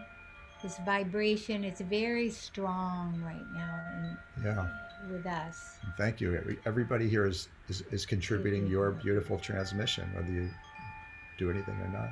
So just open to receive. And we want to say, if anyone notices anything different in the symptom that you identified earlier, we welcome you to put that in the chat, whatever has changed for you.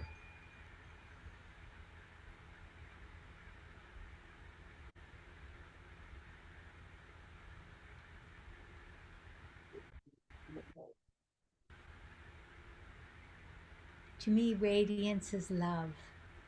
It's the blessings of the goddess. It's the blessings of the cosmos. And it's within you and without you. To feel that goddess love in your body, around you, circulating, filling, nourishing, replenishing, regenerating.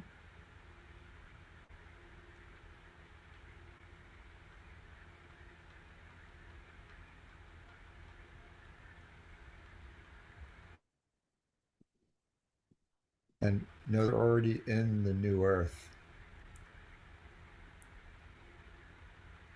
That the news and what's going on in the outside world is a certain reality, but it's a certain experience that's available. But the new earth is already here, and we are welcome to live in the new earth right now, and to embody that and to radiate it to others so they can realize they can live in the new earth. There's a bumper sticker from the 1960s. What if they gave a war and nobody came? And that's the quantum way. Quantum means the past, the present, and the future are one. They're all happening simultaneous. So feel the energy of the past, present, and future all in you. Yeah.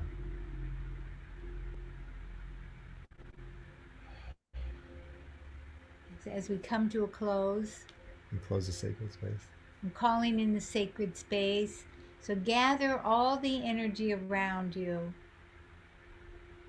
You can do it too. And take it in and fill all your chakras with this beautiful radiant energy that we stimulated and that is in the quantum field.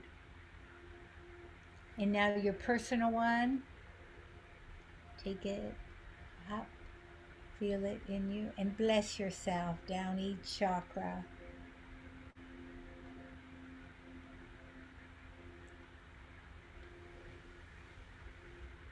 Thank you. Thank you very, very much. And again, I'd love if anybody wants to put comments into the chat box, I'll read some of them.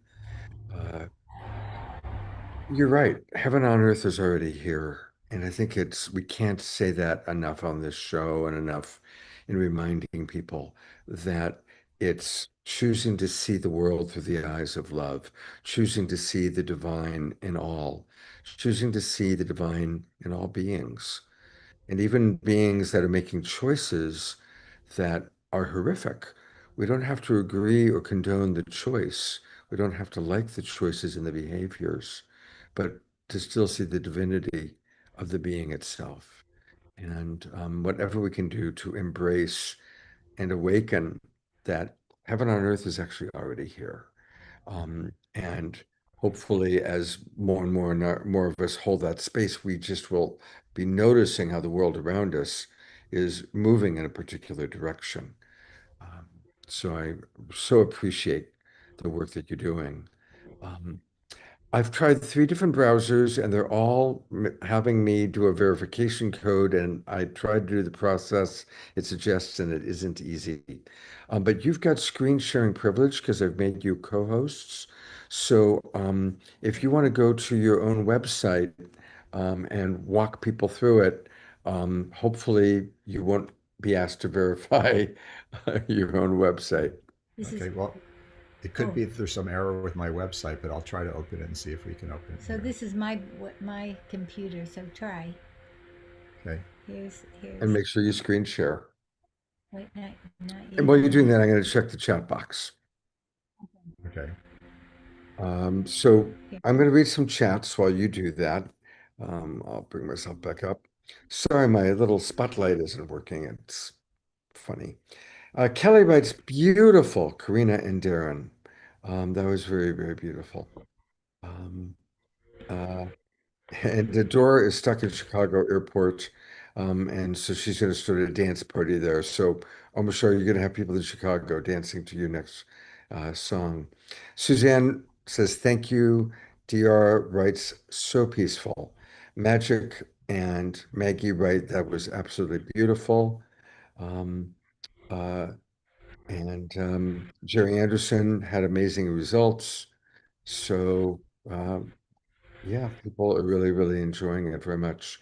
Christy Michaels writes, I love the reminder that of heaven and earth are here and now. Absolutely, Christy. And were you able to get into your website, Darren?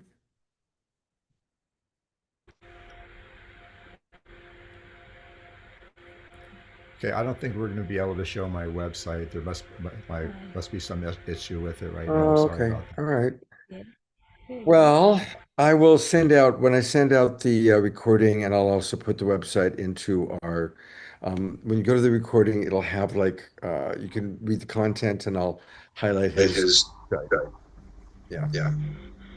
It also appears, yeah, that you guys are freezing up. So let's all do some twinkles then. Let's send love and appreciation to Karina and Darren and Maximum Grace for their website and, Yeah, we can use it.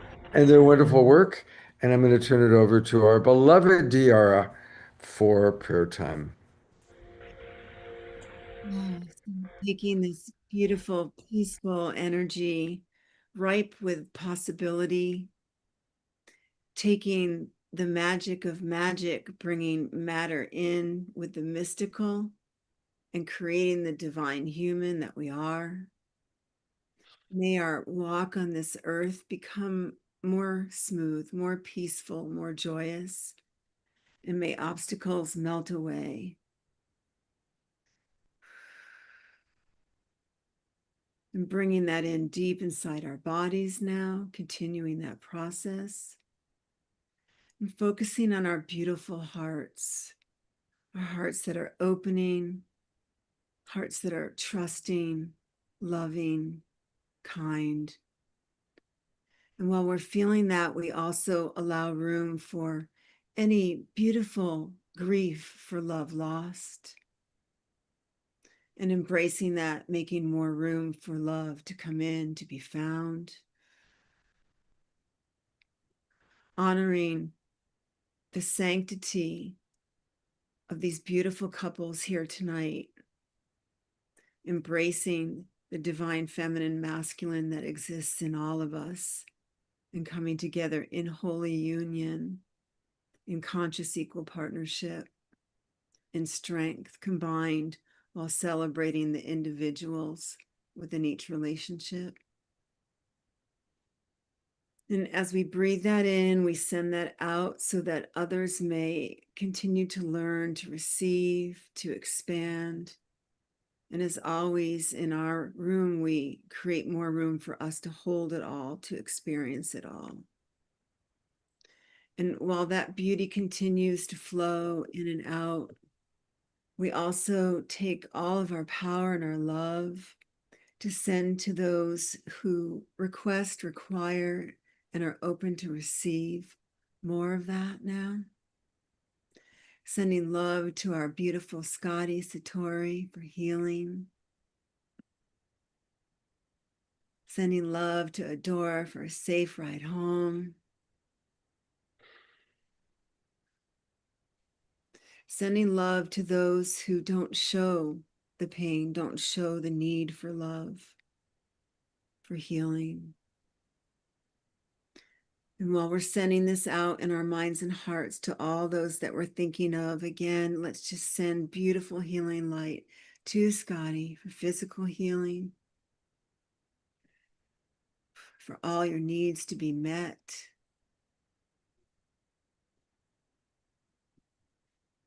Feeling the pulse of life coming in to you now. And we can feel it coming through ourselves, receiving that beauty, divine beauty of life and love and health and healing. Just letting that power expand, expand, expand, as if we're wiping all the tears and filling them, becoming cups of joy. And as we walk through these tender times, we know we walk together.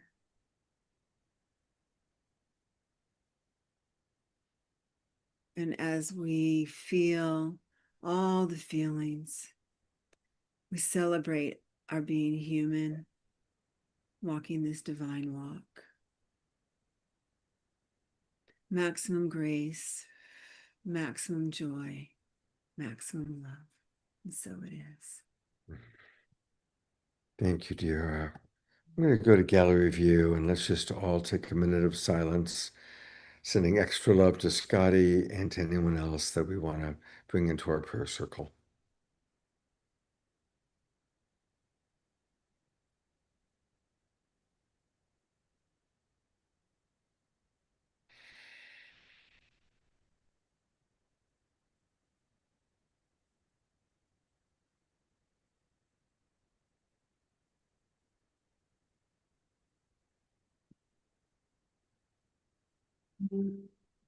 Maximum grace for us all. Thank you, beautiful Global Peace Tribe. And we're going to close with our final Om Shar song.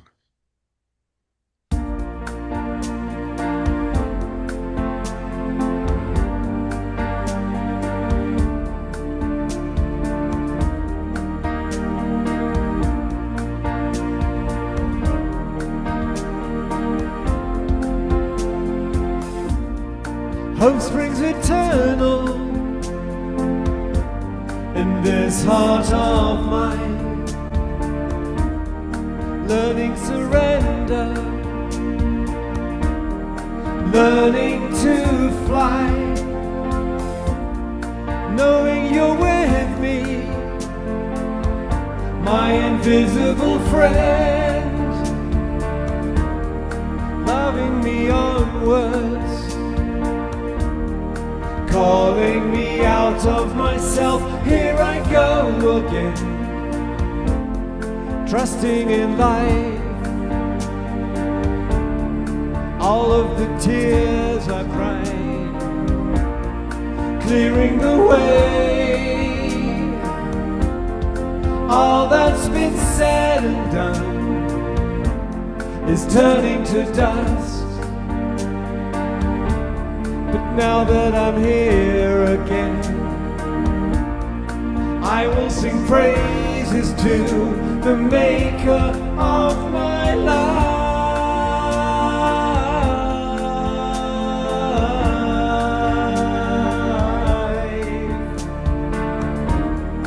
I will sing praises to the maker of my life.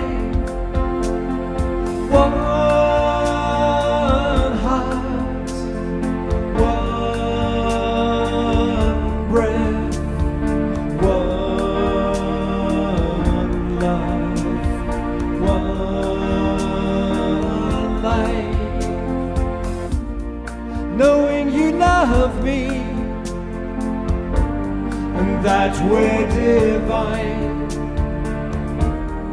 My heart is open, my heart is thine. I give my life to you, your hands in this world, open and flowing, calling me out of myself. Here I go again, trusting in life. All of the tears I've cried, clearing the way. All that's been said and done is turning to dust. And now that I'm here again, I will sing praises to the maker of my life.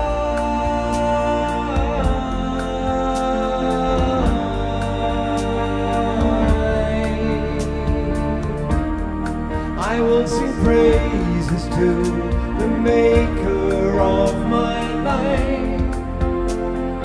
One heart, one breath, one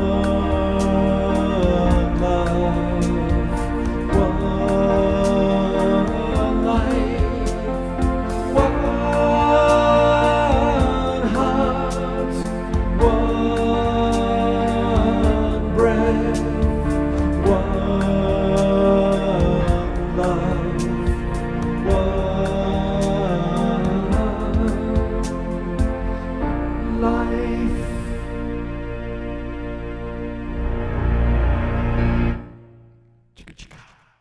Omashar, your music is so amazing. It's just the best. Thank you so much. My heart just is like, Thank you. I think we all bring out the best in each other, and witnessing Magic and Maggie and Karina and Darren, and just the transmissions. I know it was short and it was a homeopathic dose, but we got it. We felt you. I felt you. So thank you so much for being here with us tonight. yeah, it's beautiful. Thank you, thank you. My ring light goes out like every 30 seconds, so I don't know how long it's going to last, but this is what I look like with bright light. We have something really, really wonderful happening this Saturday night. I always like to let people know what our next show is going to be, and it's going to be kind of a combination. We had scheduled it to be a soul search night, and I'm actually picking up Tangela tomorrow actually on Friday. I'm picking her up in Sedona, and we're going to drive to Albuquerque. We're going to attend the screening of Disclosure Day with Herc Talks and Alan Steinfeld and Linda Moulton Howe. So on Saturday night, it's going to be a combination of things. There goes my light. We're going to have a couple of wonderful soul search luminaries who are going to do readings for some of you in the audience. We have a numerologist and a palmist, and they will do readings. So you definitely want to be with us live. And then in the second half of the show, we're going to talk about our response to Disclosure Day, how it impacted each of us, what we think how it's going to impact the world. And it's going to be a discussion with all of you participating. So if any of you go to see the movie on Friday night, let's all talk about it on Saturday, because it really is truly one of the groundbreaking. I can't remember being so much in my community enthusiasm for an opening of a movie since probably, Star Wars, when they brought Star Wars back. So it's a big deal. It's a big deal. So hope to see you all on Saturday night. Also, I see we have Laurie Ann Speed with us. yes, Laurie Ann Speed is going to be adding music, along with, of course, Omashar. So thank you for pointing that out. And she brings such beautiful music. So we'll have lovely music on Saturday as well. We're going to be staying at an Airbnb that Tangela booked. So hopefully they have high-speed internet. Then next Wednesday, a week from tonight, I will be at the Evolutionary Leaders Retreat with Omashar, and we will be coming to you live, brothers sitting next to each other, hopefully with good internet as well. So And Kristen. and Kristen Hoffman, and many other evolutionary leaders. So we've got some fun stuff coming up, everybody. Also, the new season is beginning soon. So if you haven't registered yet, just go to globalpeacetribe.com and register. I also sent out to all of you who are subscribers an email today that has kind of the details on that. And we have a wonderful summer planned. I love each and every one of you. Thank you, Magic and Maggie. Thank you very much, Darren and Karina. And thank you, beloved Omashar. And thank you, Scotty Satori. We love you so much. I'm going to bring the people that I just acknowledged up for one last time. And Diara, thank you, Diara, for your beautiful prayer and all that you do to help the awakening world. Thank you, beautiful presenters.